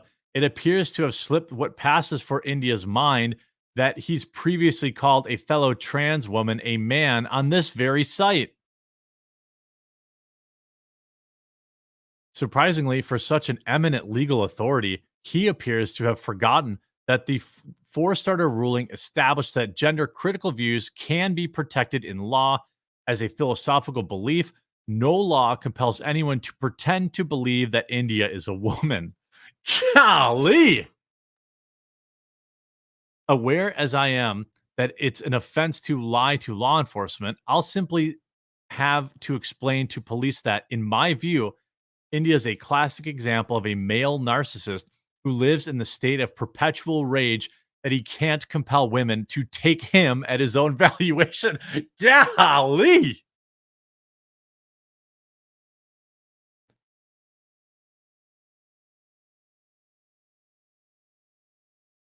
I mean, absolutely bodied. Absolutely bodied. And of course, now the police have updated and said that they will not be investigating J.K. Rowling over misgendering. The concern is, by the way, that if it wasn't J.K. Rowling, in my opinion, they probably would have investigated. I mean, look what they did to my good friend, Count Dankula, for a joke. For a joke. J.K. Rowling sparks another Twitter spat with Mother's Day post wishing a happy birthing parent day to all whose large gametes were fertilized. Gametes, sorry. Am I mispronouncing that? Probably. J.K. Rowling sparked another Twitter spat with a Mother's Day post wishing her followers happy birthing parent day.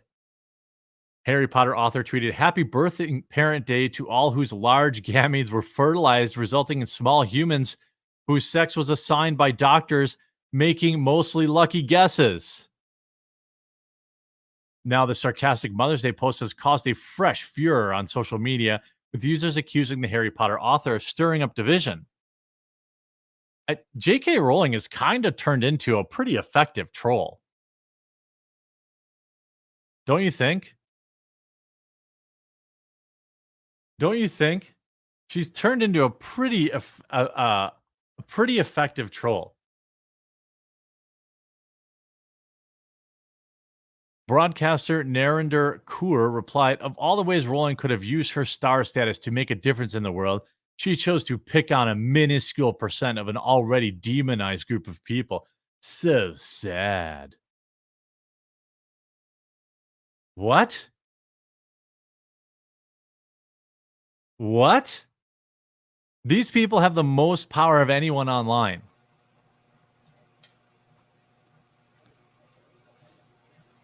Okay. They have the most power of anyone online. What? I mean, like, what? Okay. All right. Well, I appreciate It's of course that. devastated and bewildering that my embrace of inclusive language has angered its most enthusiastic devotees. So let's just say Happy Mother's Day to all females who've raised children. Another user, Ian Timbrell, said, "It breaks my heart to see how she's descending into trolling and unnecessary attacks. These people doxed her. They send her all sorts of threats. They've villainized her. They've done all sorts of stuff like that." You know what I mean? I mean, what? Like, she deserves to be able to troll anyone as much as she wants.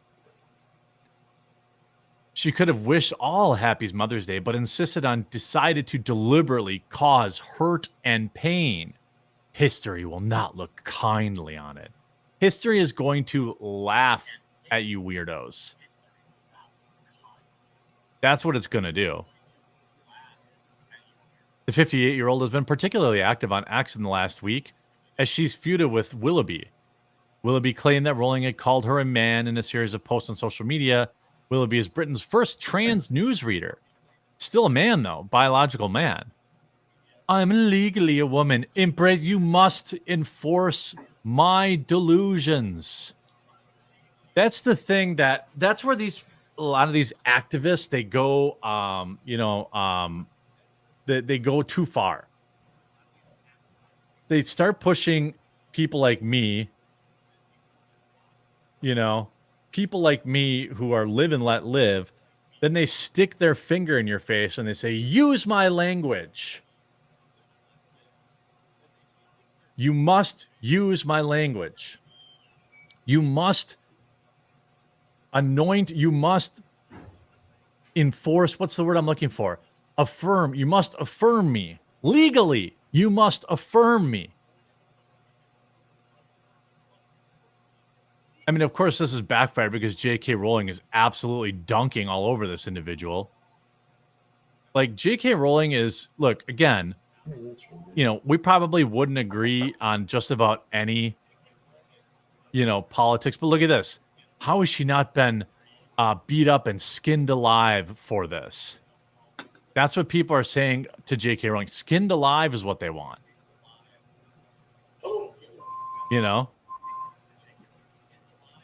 This one's great, too. This is one of the all-time greatest burns. Somebody called J.K. Rowling a "see you next Tuesday," to which she replied, "I'd return the compliment, but as the old joke goes, you are neither deep nor warm enough." I mean, she's on the absolute warpath. And it's great because there's a great awakening that's happening among kind of your standard liberals.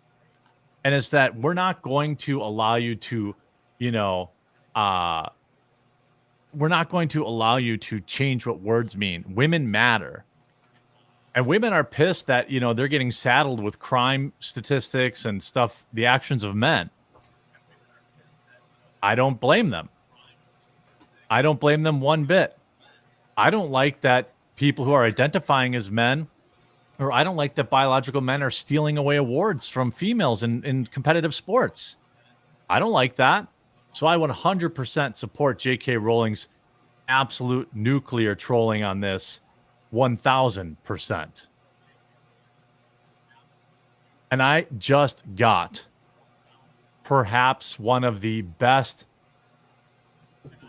pieces of news to finish this show together. I'm just setting it up. I'm going to reveal it.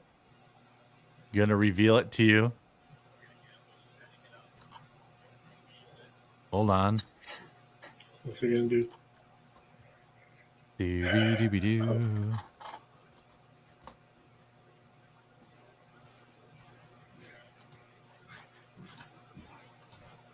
Are you ready for some great news? Leave a like on the video if you're ready for some great news. By the way, if you enjoy coffee, I'm going to make kind of a direct ask, especially because you're going to get a signed thank you letter from me. If you're here hanging out and you like coffee and you like great coffee that is from ultra small batches, okay? Give my Roaster's Choice program a try. I'm going to mention it in this video, but I would love for you to try it because I think you're really going to love it. And it's 50% off the first month. Look at the reviews, 238 reviews, 4.9 stars. It is my best product by far for Coffee Brand Coffee. And I hope that you'll give it a try. And now, are you ready for some great news? Links in the description, too.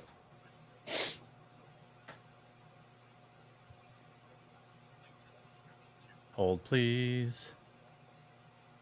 Dooby-dooby-doo, doo-doo-doo, dooby-dooby-doo.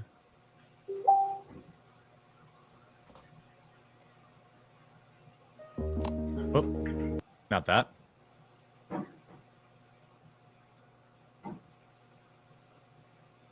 This might be one of the best get woke, go broke moments in history. Probably not in history, but one of the best that I have been able to report to you in a very long time. And I couldn't be happier to bring this news to you. Remember, not that long ago, maybe back in February or late January, there was a young boy, a fan of the Kansas City Chiefs, the team whose colors are red and black, who just was trying to attend the Chiefs game. And some moron reporter at Deadspin called him cultural appropriating and called him all sorts of heinous things, printed an article about a 9-year-old who happens to be Native American for wearing a headdress. Remember that? Well, I would like to inform you that Deadspin has been sold and has laid off its entire editorial staff, effective immediately. Oh, no, say it isn't so.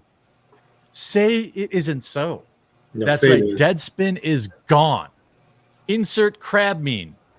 Absolute epic backfire. Completely destroyed. Nothing left. And we're going to get into that story right now.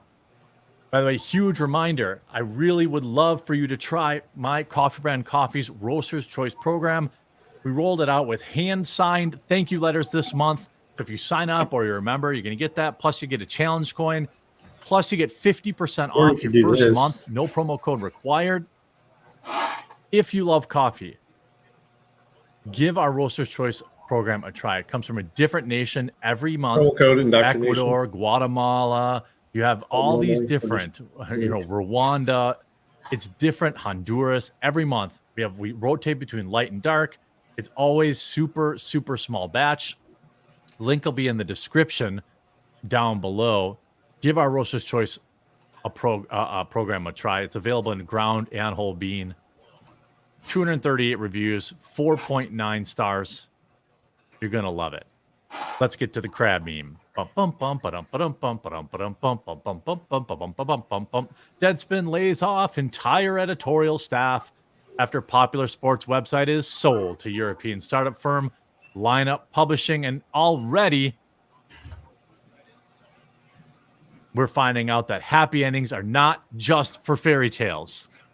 Deadspin has been sold by G&O Media and has fired their entire staff. The media is going broke in real time.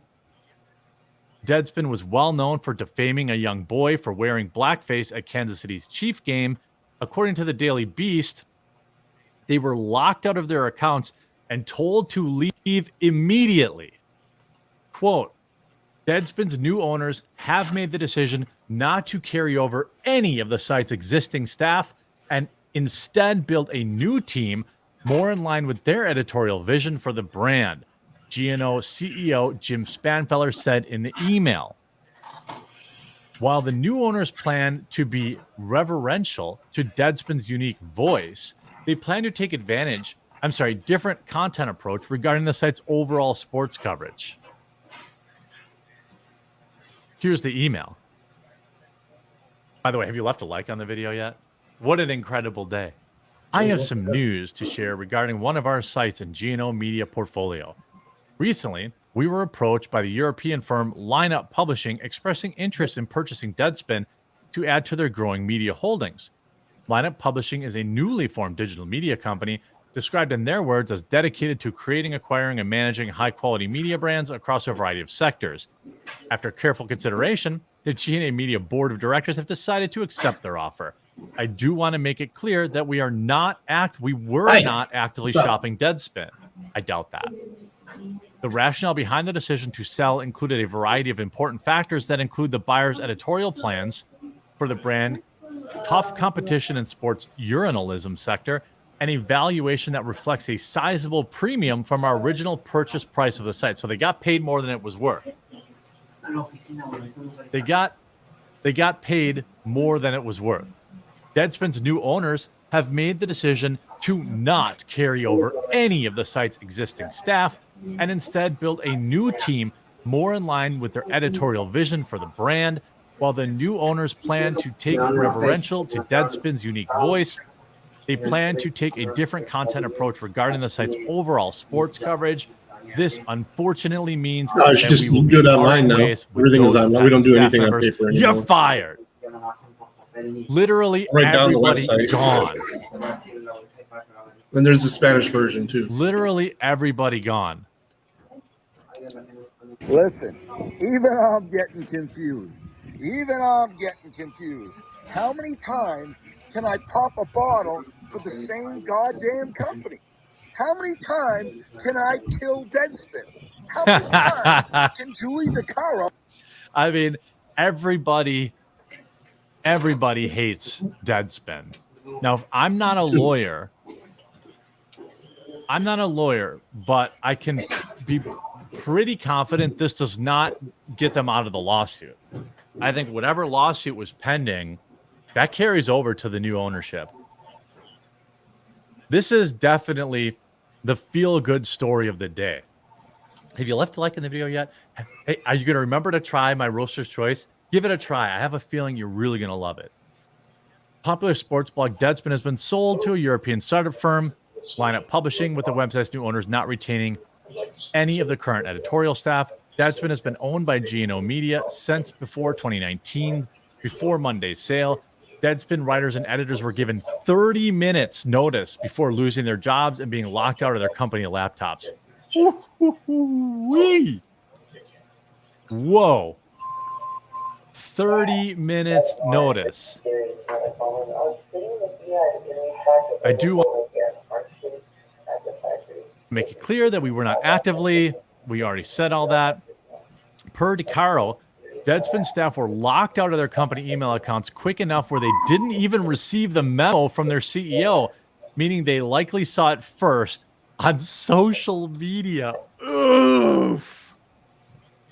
Oof. Oof. Oof. Deadspin's new owners have made the decision not to carry over any of the site's existing staff and instead build a new team more in line with their editorial vision for the brand. Deadspin has staff members based in New York, Chicago, and LA, all fired. Spanfeller added G&O Media was recently approached by Lineup Publishing, with them expressing initial interest to buy Deadspin. Spanfeller did not disclose how much the website was sold for. I suspect that will be public. How you doing? Imagine hearing from Dave Portnoy floating around in a pool that you got fired. As I mentioned in our all-hands meeting in December, we are always actively reviewing our portfolio and operations to make sure that we're prioritizing resources to best meet needs of our readers and advertisers, Spanfeller's memo said. Although we are seeing some improvements so far this year in advertising front, I am cautiously optimistic this will continue. We are cognizant of the need to focus on the core sites we can feel best prosper in the current and future media business environment. Wah, wah. Pretty dismal at this point. Again, just follow the emotional roller coaster that the leftist Twitter. These decisions are never easy, but represent a step to keep G&O Media focused, nimble, and financially sound in the future. Deadspin's website is still active, with multiple stories written this morning on the homepage. Barstool CEO Dave Portnoy had a long hatred for Deadspin due to the website's bringing attention to his company's alleged misogyny and treatment of employees.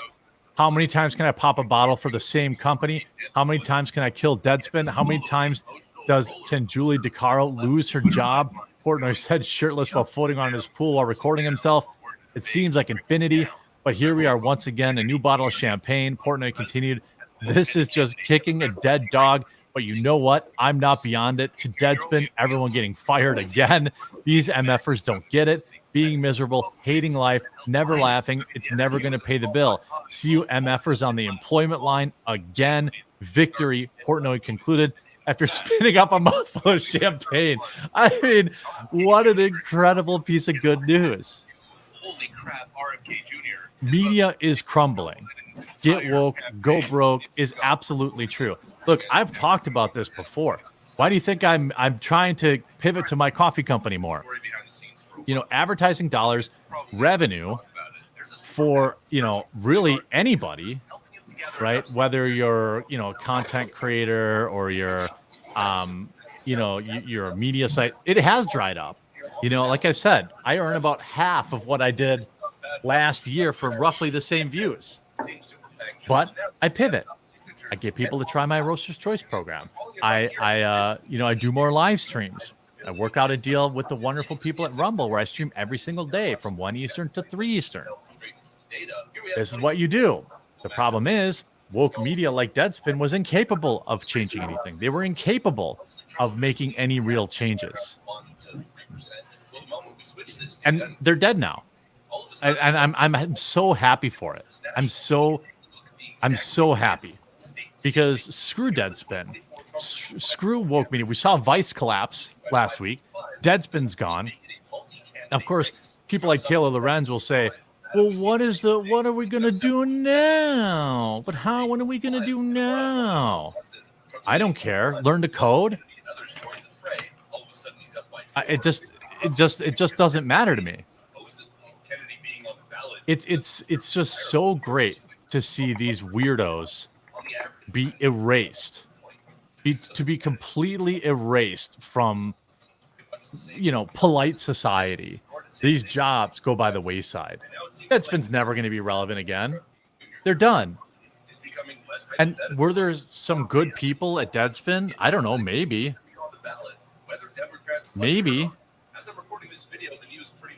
It's hard to say. I don't know. But I won't miss them. Make sure you leave a like to spit on their grave. Couldn't have happened to a crappier company. Couldn't have. I literally couldn't be happier.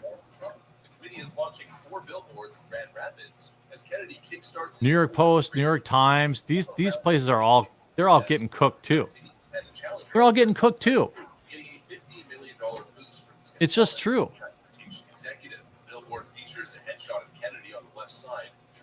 They're all getting cooked. So tomorrow we have Chris Pavlovsky. If you want to continue the conversation, you can join my Discord, which I'll put an invite for right now. Okay. There's the Discord. If you want to join my Gilded, you can do that too. If you want to check out my delicious coffee, I would really appreciate you giving it a try. Or if you're someone else that likes premium coffee every month, this would be a great gift.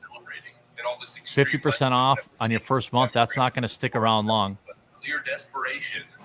22 hours from now, we will be live again with the CEO of Rumble. I assume he's got some sort of announcement to give. I don't know. But I always love having him on. So I'm hoping for a great show tomorrow. Make sure you show up early tomorrow, 1 Eastern. Let's give him a big audience. Right now, I'm going to start editing all my standalone videos for the day. I think I've got at least 5 for you, which will be up on Rumble and all other platforms in the next 30 minutes.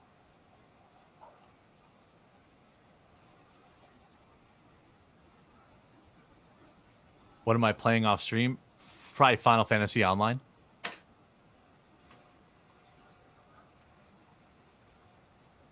All right. We'll see you tomorrow.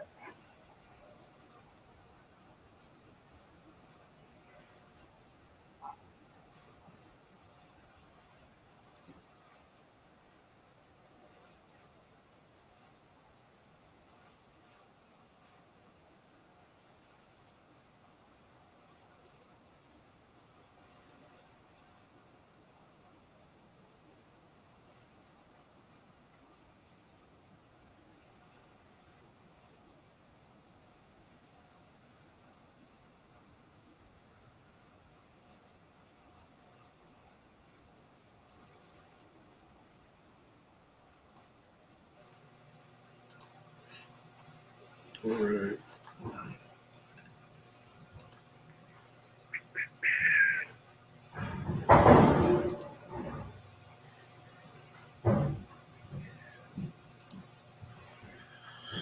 Let's pull up our base Mr. Russell for now.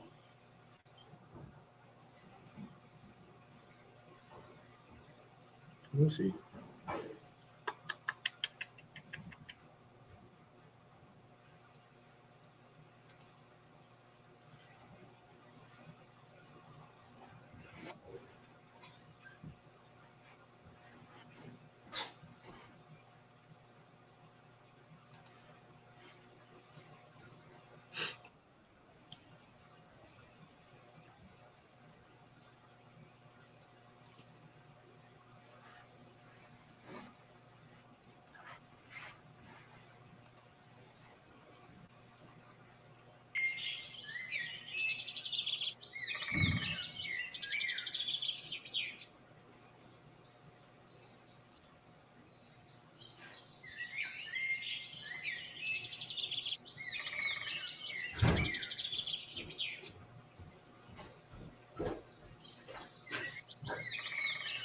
Decent.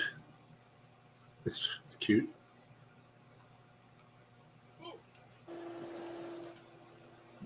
Chips. Not yet.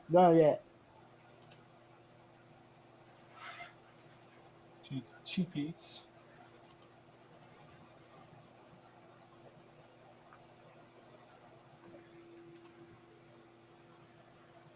Oh, Chicken. yeah.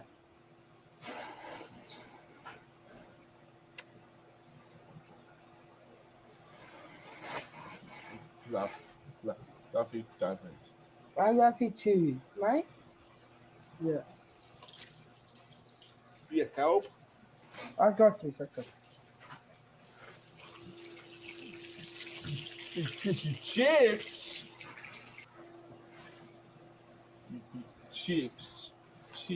Not yet.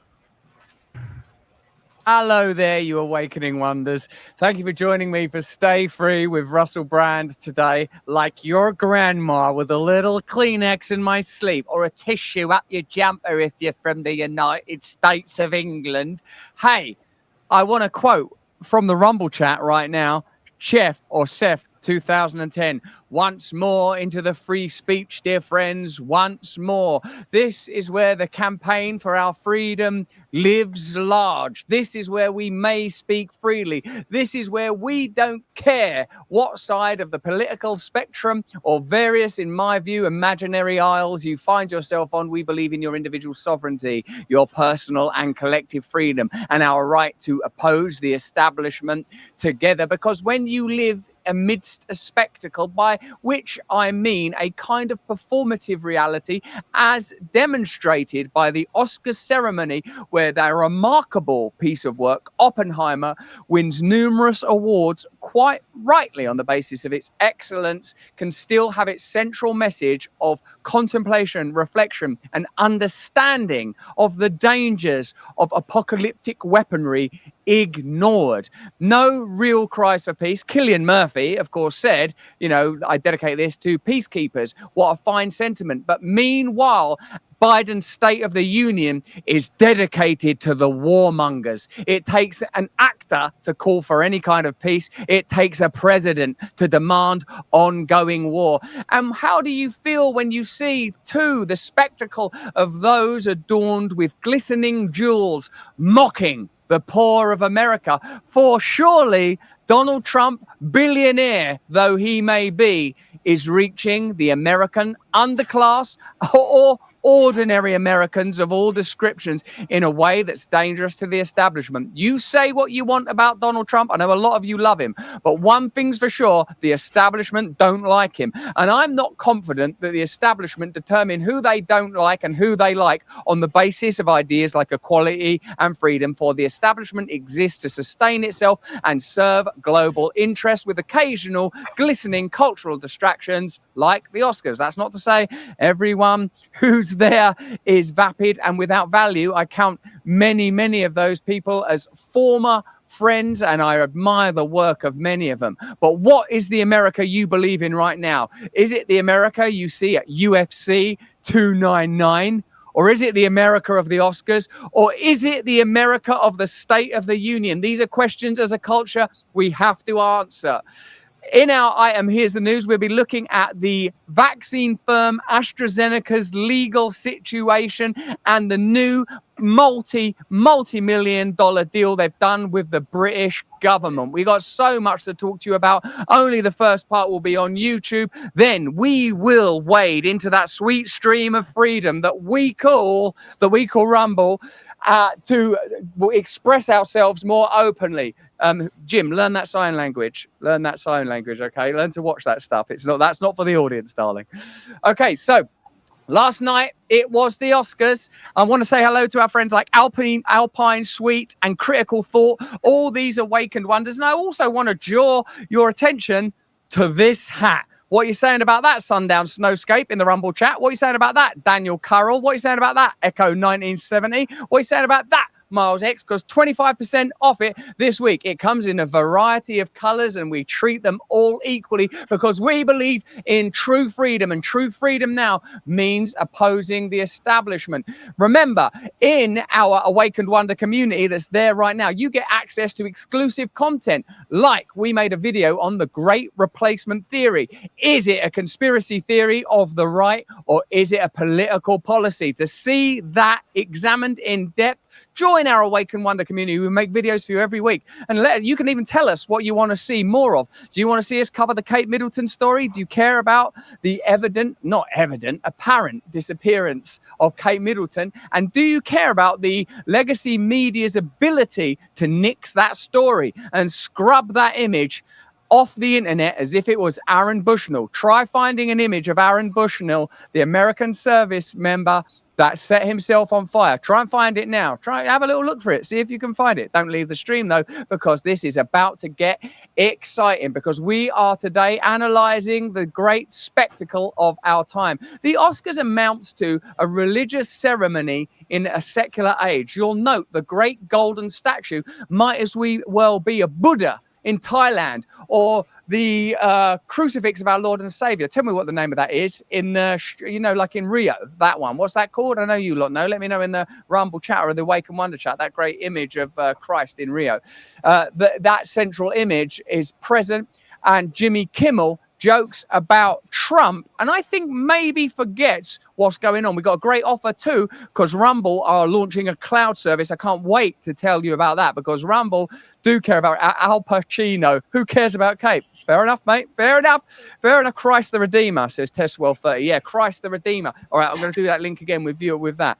The Oscars can only be described as masturbatory. Interesting point, my friend, especially with the old John Cena moment there. But what I will say is that, here, check this out. Like the Oscar stands like Christ the Redeemer, or a Thai Buddhist statue, a shrine surrounded by flowers, while Jimmy Kimmel, looking immaculate in a white tuxedo, dismisses Trump, and in so doing, casually 50% of the American voting public are dismissed along with him, because whatever Trump is, he's popular with voters. He's polling more successfully than Biden, 52% right now. So 52% of America can be laughed out of town by people draped in jewels. Let's check it. Blah, blah, blah. Make America great again.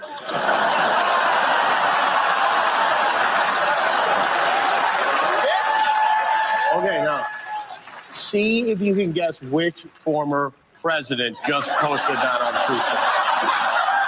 Anyone? No? Well, thank you, President Trump. Thank you for watching. I'm surprised you're still... Isn't it past your jail time? What I think is amazing about this is to see the glitterati literally glistening and glittering with diamonds and gold, perhaps forgetting that not everyone in America sees American culture in the same way. Today, we're going to be looking at these three ceremonies: the UFC, the Oscars, and the State of the Union. Which one represents America more? If you think it's the Oscars, put A in the stream right now. If you think it's the UFC, put B in the stream right now. If you think it's the State of the Union, put C. We asked that question a little earlier. We'll bring up that poll result in a minute. We'll show you a little bit more of the Oscars, but you lot let us know what you're thinking right now. Remember, if you're watching us on YouTube, we'll be there for about another 10 minutes. Many of you, unsurprisingly, I guess, given the channel, are saying UFC. Yeah, I mean, what America are we living in now? What America are we living in? Whose America is it, baby? I want to look a little bit more at Jimmy Kimmel there.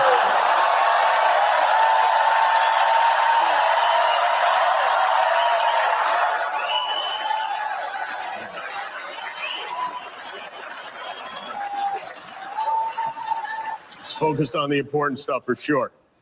Then what are they focusing on? It's extraordinary, isn't it? Because it's acknowledging its own frivolity. That's extraordinary, isn't it? Because sometimes there's excitement around films, and there is definitely a power in films. What's her name? Riefenstahl, the Nazi filmmaker, he's a person whose imagery, to a degree, defined the Nazi era. There's no doubt that what is called soft power, soft propaganda, has a place, does a job. But here, Jimmy Kimmel, whose show I've been on, let's have it right. I've always found him to be a good person, Whose side's he on right now? Before we give out the final award, did Lenny Riefenstahl. Thanks for that, Carl Reiner. anyone not get a chance to give a speech? We do have some time. If you have anything you want to say, just line up right here. We'll make sure everybody gets a chance to talk. To present our final. Remember, like, two recent Oscar moments that to me seemed significant were the Will Smith slap on Chris Rock that in an instant revealed that there is a different reality with different rules taking place where extraordinary considerations have to be brought to the forefront. In what other context is that acceptable? And the COVID era Oscars where it took place in some kind of weird basement. And I thought, even the glamour now is being dragged down into Hades. We are being confronted with the reality. This image calls to mind a sensation I once felt when I was more incorporated into the mainstream, let's say. I once went to Paris Fashion Week, and I'd before been in, I think it was Kenya, and I'd seen so much poverty there. And within a week, I was at like this Paris Fashion Week, and I was like, how can these two images exist simultaneously? How can I've just seen that amount of poverty and now see this amount of opulence? And now it's the same, it's happening in the same nation, your nation. I'm not just talking about economic poverty. I'm talking about spiritual poverty. I'm talking about the conversation about secession. I'm talking about different movements being regarded as the bastions and harbingers of truth by different sections of the population. Whether you are a pro-January 6th person or a pro-BLM person, right now the state is getting ready for an armed response and getting ready to shut you down. And we'll be covering that later this week. There's 15,000 of you in the Rumble stream right now. If you're watching us on YouTube, we'll be available here for another couple of minutes. We're asking the important question: would the real America please stand up? Is it the America of the Oscars? Is it the America of the UFC? Surely it can't be. The State of the Union America, where the whole business of politics was supposed to be a dignified ceremonies undertaken by JFK and Roosevelt and Lincoln, now appear like, they might as well be the Ultimate Warrior and the Undertaker in there, bellowing and adrenalized, all jacked up on goofballs and making weird declarations and yakking about pins and the names of the dead. Let's have a look at UFC to have a glimpse at another America.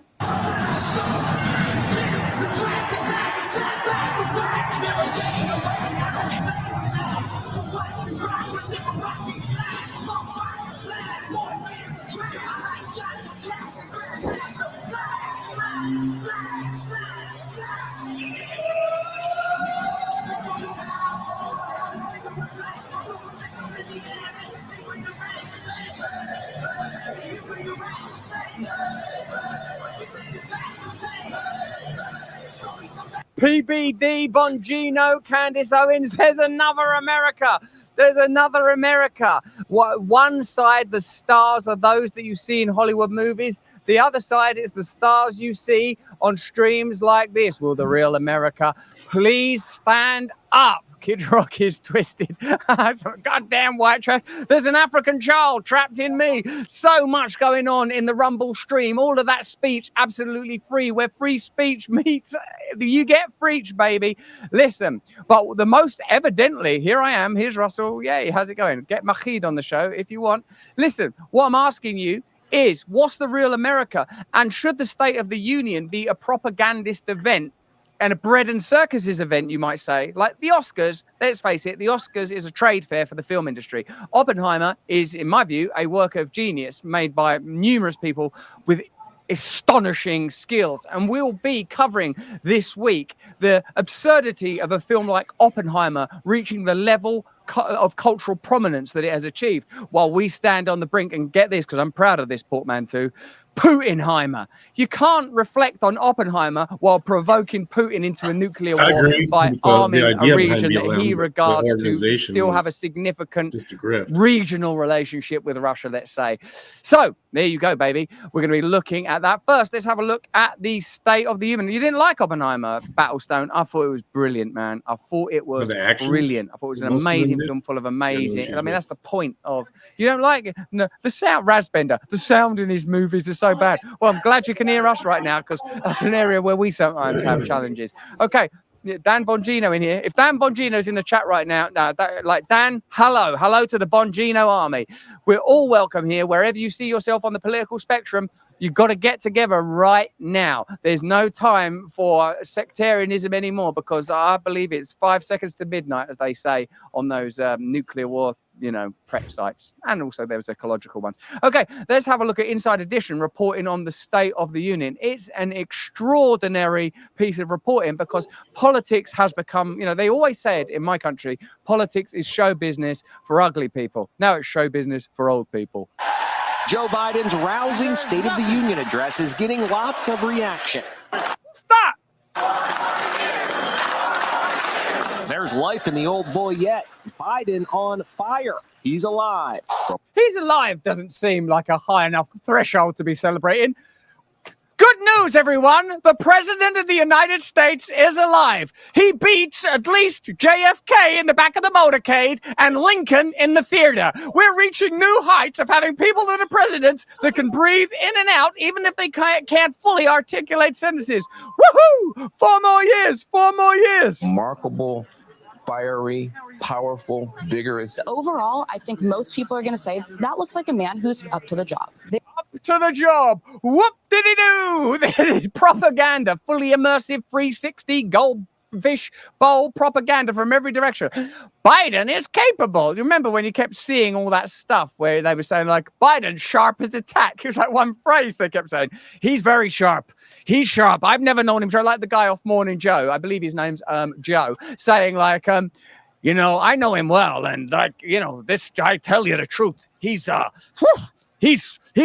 vigorous intellectual. He's Norman Mailer. He's brilliant. He's Walter Cronkite. He's extra. He's Buckminster Fuller. He's William Buckley. He's every American intellectual you could dream of, all rolled into one Mephistophelian pact. There is palpable relief at the White House today. In fact, I dare say the campaign's doing something of a victory lap. He did a double take when he spotted firebrand Congresswoman Marjorie Taylor Greene in a bright red jacket and MAGA hat. It's actually signed by Donald Trump, and it's got Donald Trump's mad zigzag like signature, like Trump's signature, like that, like mad signature his. And she's fully going for it today. I believe she used the event to advocate for a member, perhaps of her constituency, who was murdered by an undocumented resident, migrant. I don't know what the appropriate language is. But the truth is that your politics, our politics, because it's the same in our country too, has completely lost touch with the people. And to see that mad pack of jackals yakking and clapping like they got something to celebrate while Rome burns tells me they're not learning the lessons of the last 8 years. What do you think, though, in the Rumble chat? What do you think, Awakened Wonders? I'm talking to you, Pride False. I'm talking to you, Stephen91, talking about Lake and Riley, killed by an illegal immigrant. That's your words there, and this is a free speech platform. If you're watching us on YouTube, we're going to be available for a little while. Why not take advantage of the 25% off of this? I don't mean my head. That's going at the normal price and can only be taken down by a combination of government agencies using logically AI and a set of other institutions established precisely to shut down dissent. No, I'm talking about the beanie that you can get for 25% off. There's a link in the description if you want to dress yourself up this way. 8 different colors, all of them equal. Let's have a look at the rest of this State of the Union thing. I just press play and we go back. Yeah. They Say Her Name t-shirt honoring Lake and Riley, the nursing student murdered in Georgia, allegedly at the hands of an illegal migrant. She handed him a button with Laken's name on it and urged him to say her name. During his speech, she also heckled him relentlessly. And he did, pulling out the button and saying Laken's name, although he flubbed it. Lincoln Riley, an innocent young woman who was killed. But he was thrown when a Gold Star dad started yelling from the public gallery. Yeah, they arrested him. Stephen Naku. Here we go. We're reporting on that. Someone's asking about the father. Was he arrested? Are you sure he was arrested? Let's check on that. The Gold Star father. His son Kareem was killed during the chaotic withdrawal from Afghanistan in 2021. Trump gave a bizarre play-by-play on that Afghanistan war that cost $2 trillion of U.S. taxpayer money. It went to Raytheon, it went to Lockheed Martin, and we are talking about the State of the Union being used to advocate for more war. And later this week, we'll be talking about the extraordinary paradox of a film like Oppenheimer achieving the cultural success that it deserves as a work of art, but its message not being heeded. You're going to have to watch that piece of content later this week. There's 18,000 of you in the Rumble stream. There's 300 of you Awakened Wonders. If you're watching us on YouTube right now, we're going to be coming off. In fact, let's come off right now. Let's have a look at this poll result episode quickly. Can you do those assets simultaneously? We've started our countdown. We're going to be off in 30 seconds. 95% of you believe that UFC is the America that you live in. That's astonishing. Listen, guys, coming up, we've got a brilliant story about the British government doing a massive deal with AstraZeneca, even while AstraZeneca are having to pay off people that have, forgive the word, potentially died as a result of their medication. Click the link in the description right now. We've got so much more to tell you, and we need you to be part of this movement. See you in a second. Okay, guys, if you're in the Awakened Wonder chat right now, remember, every week, can I see the menu? Can we pull that up right now? Look at the different things that we offer on Locals every single week. Look at this graphic. This is beautiful. Mondays, meditation. Tuesdays, post-show Locals. Wednesdays, we don't work Wednesdays. We double work on Wednesdays. We do a live guest that day. We do so much work that day. We've got post-shows on that day. That means we stay for a little after party. We chill. And Thursdays, we do a pre-show reading. That's not to mention, in fact, we don't mention the exclusive video. That should be part of the asset. That's vital. That should be on that list. Every week, you get an exclusive video. That's really, really vital. Add that to the asset. And also add to the asset. Please let me know that you're catching this. That we're going to thank you very much. Like, we'll put that thing off. Wow, great graphic, says RM Grum. It's a brilliant graphic. It's brilliant. Just got to get that additional detail on it. I love it. I love that graphic. Okay, should we now the thing is with the State of the Union address. Oh, we've not watched all of it because I've not seen Kamala Harris do like that, getting up and down all the time. It is a beautiful graphic, Claude. I agree with you. I love the graphic. I love it. It's a good graphic. It's a good graphic.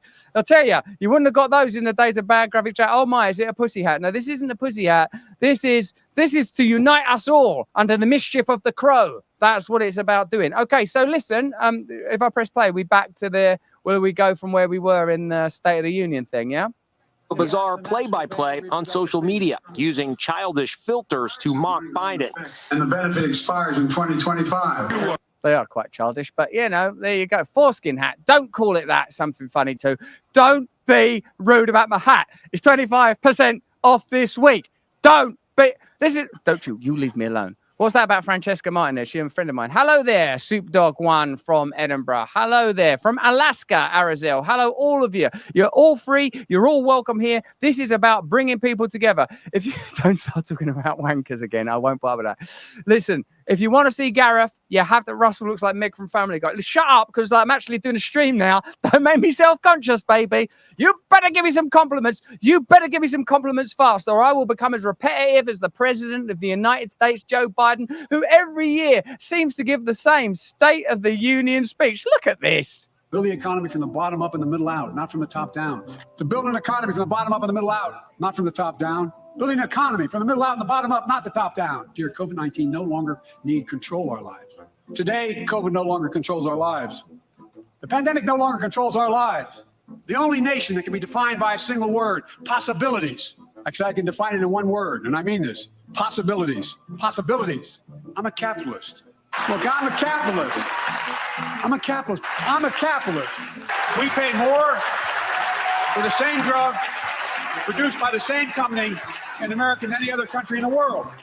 You know, we pay more for prescription drugs than any nation in the world. Americans pay more for prescription drugs than anywhere in the world. Oh, yes, you do. Now, listen. Oh, Gal, what do you think? Because Gal's right there. And those of you that become a member, if more of you, let me know in the chat if you would be willing to subscribe either monthly or annually. That's what we're really going is for is annual support. If once a week Gareth was present in some capacity, because I think I could persuade him. I'm not saying I could get him to do a John Cena at the Oscars type performance, but I bet I could persuade him to just walk past that window, maybe even answer a few questions. Fix the sound first. I hope the sound is good. I hope you can hear me more than adequately. I hope you can hear me in living, vibrating Technicolor. Listen, do you want to, Gareth, do you think that should we go to this analysis of AstraZeneca, where they've done a massive deal with the British government to build more factories, even after the extraordinary failures of even that particular vaccine during the pandemic period? Do you want to see that right now? Or do you want us to go to that brilliant bit of propaganda that the Democrats have made, saying that Biden, admit I'm old. Oh, yeah, sure, I'm old. We're 24 minutes into the show. Why don't you lot tell us what you want to see? Why don't you, because like we've got a lot of great content. New York City, martial law. Brilliant story we got on that. We've got this fantastic AstraZeneca thing. We got so much stuff to tell. Oh, shit, I didn't do the Rumble stream ad while we were on YouTube. Okay. All right, so let's put the hero vid on so that we can have a little moment. So let's go to that. Thank you very much. So listen to, you're going right to it, get to it. Good, well done. Thank you very much. So no, we're not. Hero video. Go the hero video. We're off YouTube. Go to the hero video. Where's the link to the hero video? Well done. Thank you very much. Excuse me, guys, while we're doing that. We're practicing some new technical things. Okay, so AstraZeneca have just done a massive deal with the British government. Our Chancellor is called Jeremy Hunt, which, if you know anything about Cockney rhyming slang, is an appropriate name. He's one of them politicians where people keep accidentally saying the word that you think of when you say Chancellor Jeremy Hunt. Like, people accidentally say it all the time. I won't do it. I'm a professional. They're going to, Jeremy Hunt, the Chancellor's boasted that AstraZeneca are investing £650 million, that's about $800 or so million, into our country, the UK, to build, guess what? A new vaccine factory. What does that tell you? New pandemics are coming. New pandemics with new factories. So tell me this. What kind of relationship the big pharma have with your government in the United States of America and the UK to get the favorable deals that they keep getting? We're not doing topless Tuesdays. I will not do it. I will not. I can't believe you asked for that. Who asked for that in the stream? You're out of control. So we're looking at the relationship between big pharma and your government and my government, and what are the relationships and indeed revolving doors that keep those relationships alive. This is brilliant. Afterwards, we're going to show you a bit more of Joe Biden, his propaganda, and we're going to be talking about martial law in New York City. Are they piloting martial law right now in your country to prepare us for a military state? First, though, how do Big Pharma exert so much power over our nations? Here's the news. No, here's the effing news. Get yourself a hat, foreskin, P-word, whatever you call it, and stay with us to talk about martial law pilots and so much more. See you in a few seconds. Thank you for choosing Fox News. No, here's the fucking news.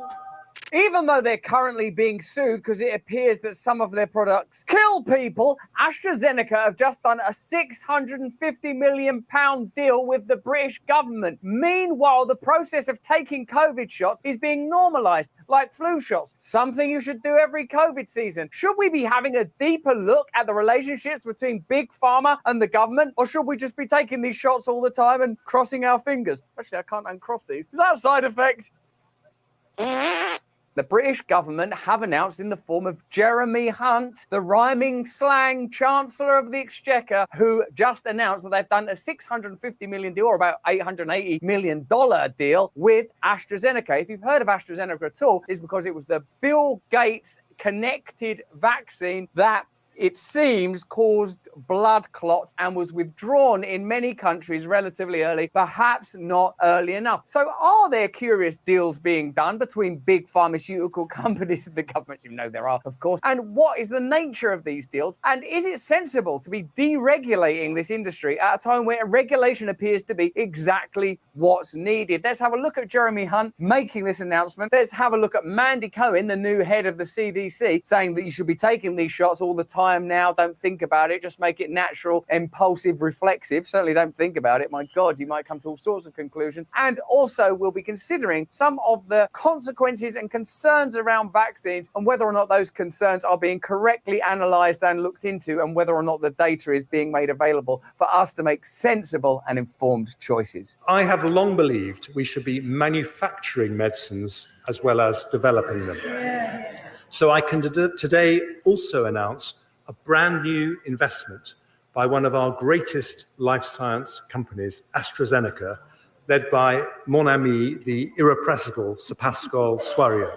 Like, why are they start giving them like props and stuff? The irrepressible, that old rapscallion. Come on in here, Pascal, and tell us why people have got blood clots, having aneurysms, people are dropping dead. These are ongoing legal matters, so I have to talk about them with a degree of sensitivity. But certainly the AstraZeneca vaccine was withdrawn somewhat hastily across the world, in some places more quickly than others. Curiously, it took longer to withdraw those products in the UK, where, oh, Pascal appears to have some pretty cozy relationship with our Chancellor of the Exchequer. That's the person that's in charge of the Treasury and how money is spent. And you'll note that they seem to be having some interesting financial transactions with AstraZeneca. AstraZeneca made their COVID vaccine available to developing countries at cost, as a result saving over 6 million lives. What Jeremy Hunt is not mentioning here is 97% of their research costs came from you paid for it. It was taxpayer funded, and yet AstraZeneca made $4 billion worth of profits. Extraordinary.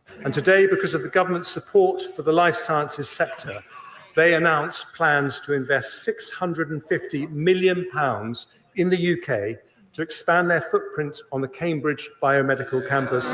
Expand their footprint on the surface of your heart. It's very interesting, isn't it, to see how in parliament or political discourse these type of deals are at the forefront. I can't believe we've not sort of watched this before and noted, oh wow, it's just like a bunch of deals being done. They're just talking about using taxpayer money to facilitate AstraZeneca profiting. Then AstraZeneca pose as if they're investing to return the favor. Essentially, we're looking at the managerial elite political class doing deals just in plain sight. And fund the building of a vaccine manufacturing hub in Speke in Liverpool.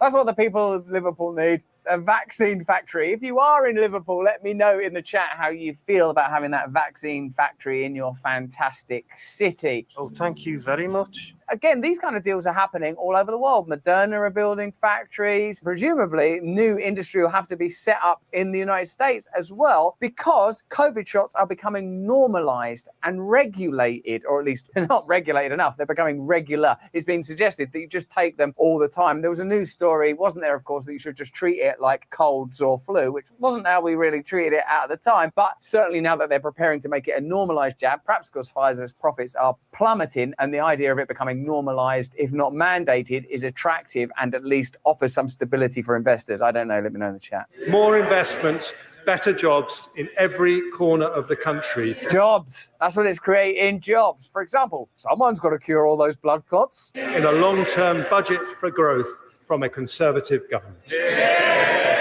Okay, but it's not just here, of course, in the UK, where vaccines are big business. They are a global industry. And Mandy Cohen, new head of the CDC, explains that you should be taking vaccines basically all the time. I mean, that guy that took 217, he's like the new Kanye West, isn't he? I read about him all of the time. Man took 270 vaccines, still alive. There's no side effects here. Why would anyone need to take that many? And why would it generate this many headlines? We need to see everyone get an updated flu shot and an updated COVID vaccine.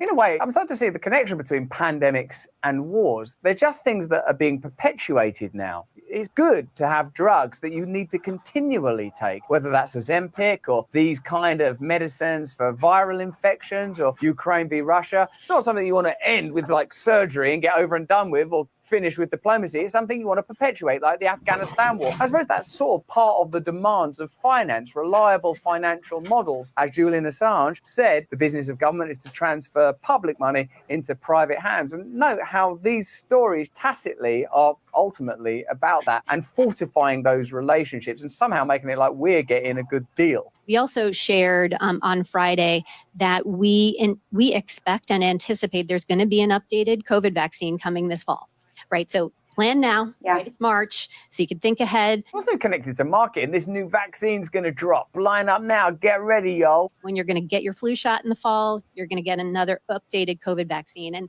The reason for it is because this virus continues Not to getting change. either. That's okay. We can stay one step ahead of it. We have the tools to do it. We just need to use them. So We have the FDA, tools built CDC has into our started that bodies. process just like we Call do it with the flu immune shot. system. So they've gone from this pandemic and this virus is so serious it's going to kill you, like Ebola or HIV, to this is something that is normal, that you have to take medicine for all of the time, like the flu. It's essentially an exercise in marketing. We've started that process to update the COVID vaccine already for this fall. And so we just want folks to, again, already start thinking about that. Let's have a look at AstraZeneca's new deal with the government, and let's have a look too at AstraZeneca's legal situation with some of the people that have used their products and have experienced pretty negative side effects. AstraZeneca plans to invest £650 million, that's $827 million in the UK. Chancellor Jeremy Hunt announced on Wednesday, we just saw that. The money will be divided into two tranches. About £450 million will go to AZ's manufacturing site in Speke, Liverpool, to build out the company's research and development manufacturing capabilities for vaccines. The remaining £200 million will be used to expand AstraZeneca's presence near its global headquarters in Cambridge. So after the pandemic period, which many people regard as both a logistical, social, psychological, health, financial and global disaster, one of the most conspicuous organisations that were involved, AstraZeneca, whose products were first highlighted as potentially problematic and then ultimately withdrawn, somehow in a position to invest £650 million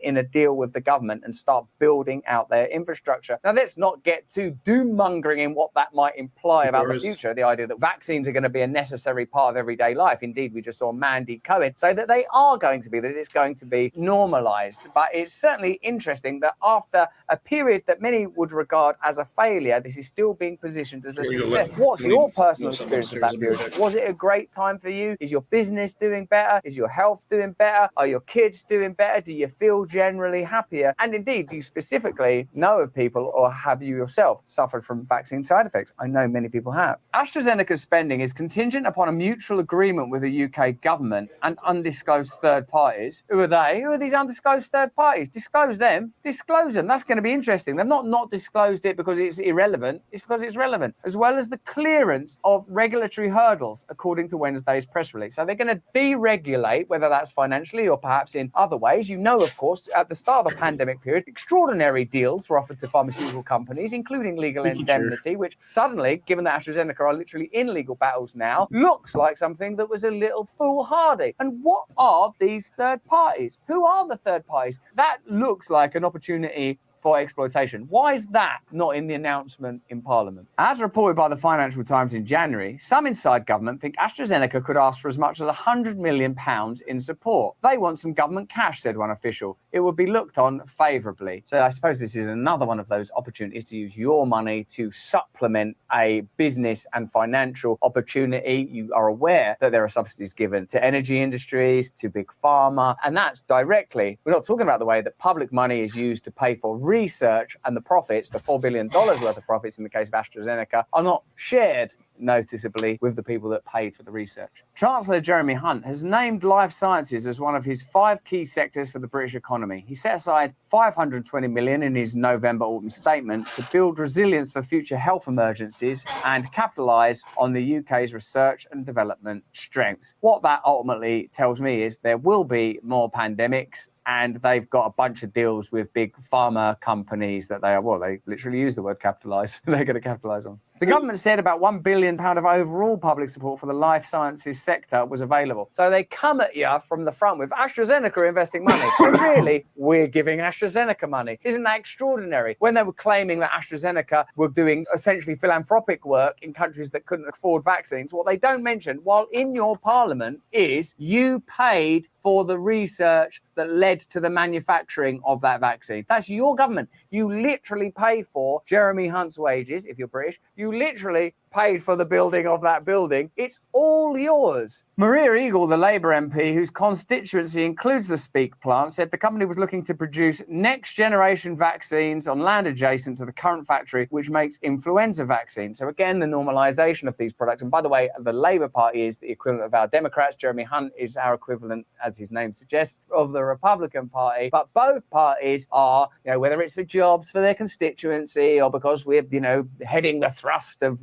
research and development fully supportive of this corporate venture. How odd. In an election year, when there are so many questions about excess deaths, side effects, and the mishandling of the pandemic that neither side are asking. What does that tell you? What does that tell you about the nature of democracy in the United Kingdom? In October 2023, Merck's research chief called on the government to make Britain more welcoming to pharma companies. Ow! How could they be more welcoming? Would it kill you to have Merck tattooed on your face? Oh, okay, give me a pen. Even as the US-based drug maker prepared to break ground on a $1 billion research centre in London. More welcoming doesn't mean they want like a banner and some bunting or a ticker tape parade. They mean give us tax breaks. That's what it means, isn't it? I'd like them to be more welcoming to me. Can I have a tax break? No. AstraZeneca set up a vaccines and immune therapies unit after it partnered with the University of Oxford to develop a COVID-19 vaccine. The vaccine was one of the most used around the world in 2021, but concerns about a very rare though, blood clotting side effect and the fact that it was less effective than mRNA jabs meant it has since fallen out of common use. At least 97% of the funding for the development of the Oxford AstraZeneca COVID-19 vaccine has been identified as coming from taxpayers or charitable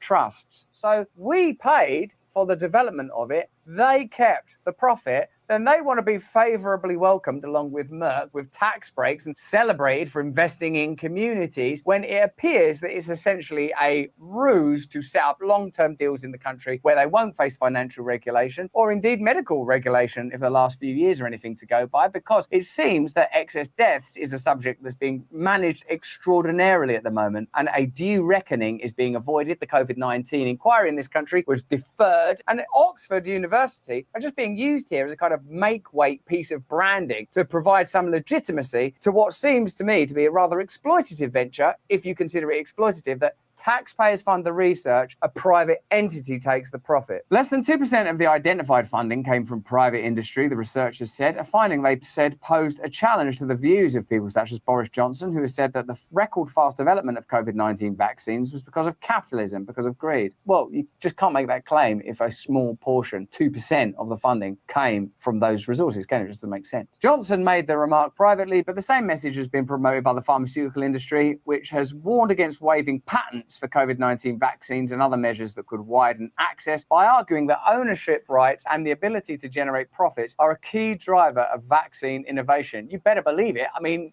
what other motivation is there? Because the data on its efficacy is becoming more and more diffuse, diluted, and difficult to read. And the data on its potential negative side effects, including death, is being obscured, obfuscated, ignored, and managed to an astonishing degree. No report on global pandemics and vaccine manufacture would be complete without the involvement of Bill Gates. Here is his involvement. Oxford University initially said any vaccine it developed would be open to qualified manufacturers to produce without paying royalties and priced either at cost or a small profit. However, by August 2020, reportedly at the urging of the Bill and Melinda Gates Foundation, among others, the university decided to change course. So it's a philanthropic organisation that persuades them to stop doing it for a small profit. I'm going to have to look up philanthropy again because I thought it meant being kind to humans. Throughout the last 2 decades, Gates has repeatedly advocated for public health policies that bolster companies' ability to exclude others from producing life-saving drugs, including the Gates Foundation itself to acquire substantial intellectual property. This continues through the COVID-19 pandemic. On top of steering the global health community towards COVAX rather than patent-free technology sharing in 2020, Gates bragged about convincing Oxford University not to open license its vaccine. Gates leveraged his $750 million donation to the university for vaccine research, even though its vaccine was developed in a publicly funded lab. Eventually, Oxford sold the sole right of production to AstraZeneca with no guarantee of low prices and an extraordinary opportunity for profit. So it seems like Bill Gates, or at least the Bill and Melinda Gates Foundation, though she's not so keen to have her name associated with that anymore, said that 750 million quid worth of funding that we give your university will be withdrawn unless you take out, let's call it guidance on how this drug should be marketed and whether or not it should be profitable. It's extraordinary that there seems to be the continual acquisition of IP, the continual assertion of power over organizations like the WHO, to whom, as you are aware, Bill Gates is a significant investor, which grants him the ability, of course, to manipulate or at least influence significantly global policy. And that globalism more broadly seems to be advocating for these extraordinary new social dynamics where none of us own anything and we're happy.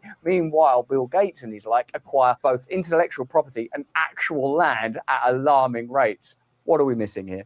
Hello there, you awakening wonders. I am interrupting me in order to tell you something very important. It's a message on behalf of some of our sponsors. Are you ready to delve into the realm of self-care and spill the beans on a skincare gem that's as pure as honesty itself? In today's fast-paced world, we face skepticism towards authorities, uncertainty about product origins, and hidden toxins in everyday items causing significant and chronic stress. Do you know chronic stress can fast-track aging, leaving your skin looking old and wrinkly? Studies show that prolonged stress ramps up inflammation, breaks down collagen, and messes with the skin's defenses, all leading to premature aging. Enter Charlize, the antidote to life's toxins, and my #1 toxic-free skincare pick. This luxurious skincare isn't just about appearances. It's about feeling good inside and out. This world may be toxic sometimes, but your skincare doesn't have to be. Most other skincare lines contain, I'm sorry to tell you this, cancer-causing ingredients. Not Charlize, though. The entire product line is toxic-free. That's what I love about it. By the way, Charlize products contain tangerine orange peel, which not only promotes immunity and enhances your mood. Look at the mood I'm in. I'm crazy with glee. But it also promotes cell turnover.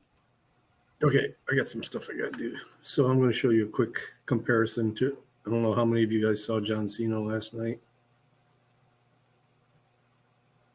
Because I don't, who watches the Oscars? But a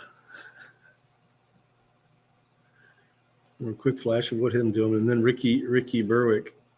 Hey, Ricky Berwick doing his version of it. You know who Ricky is?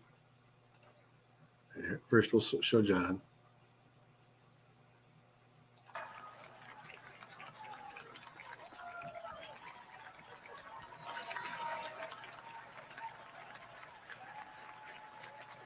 They're saying this is like a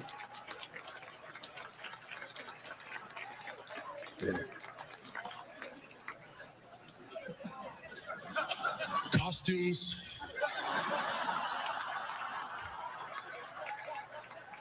They are so important. Maybe the most important thing there is. I can't open the envelope without the nominees for Best Costume Design are. All right. Well, we got Ricky.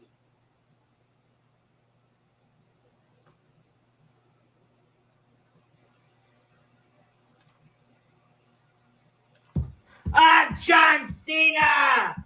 I'm John Cena!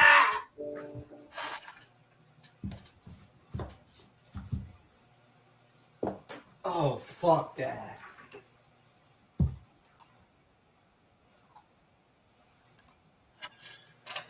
What the fuck?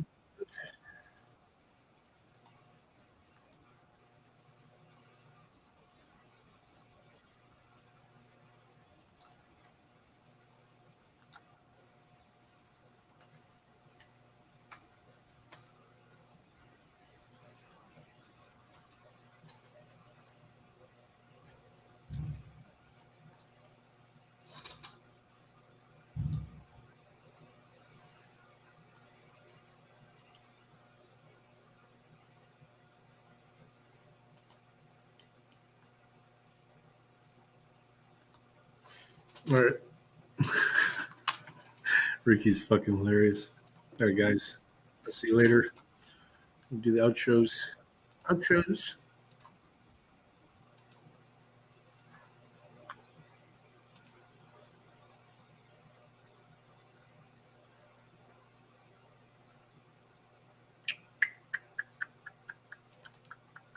All right, guys.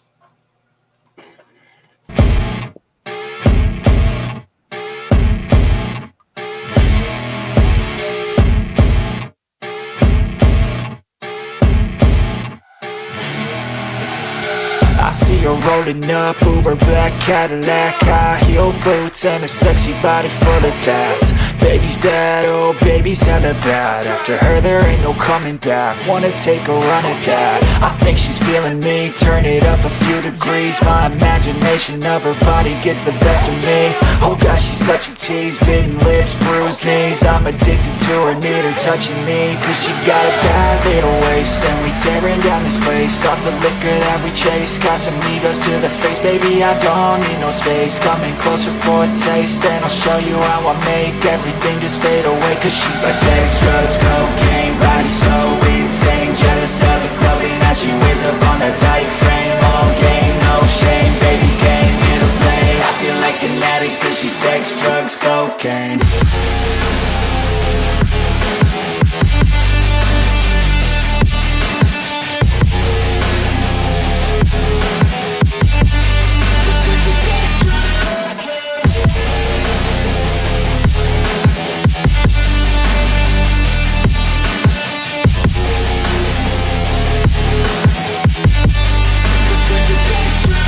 Got a fine little body and her mind's kinda naughty. They say that once you taste it, you cannot replace it. She could get you high, all the dopamine inside triggers fast once she's naked. Her body's a creation. They say the devil made her for his entertainment, but even he couldn't learn how to contain it. Her high heels make a damn good statement. There is no replacement, a body by Satan. She got a bad little waist, and we tearing down this place. Off the liquor that we chase, Casamigos to the face. Baby, I don't need no space. Coming closer for a taste, and I'll show you how I make everything just fade away. Cause she's like sex, drugs, cocaine,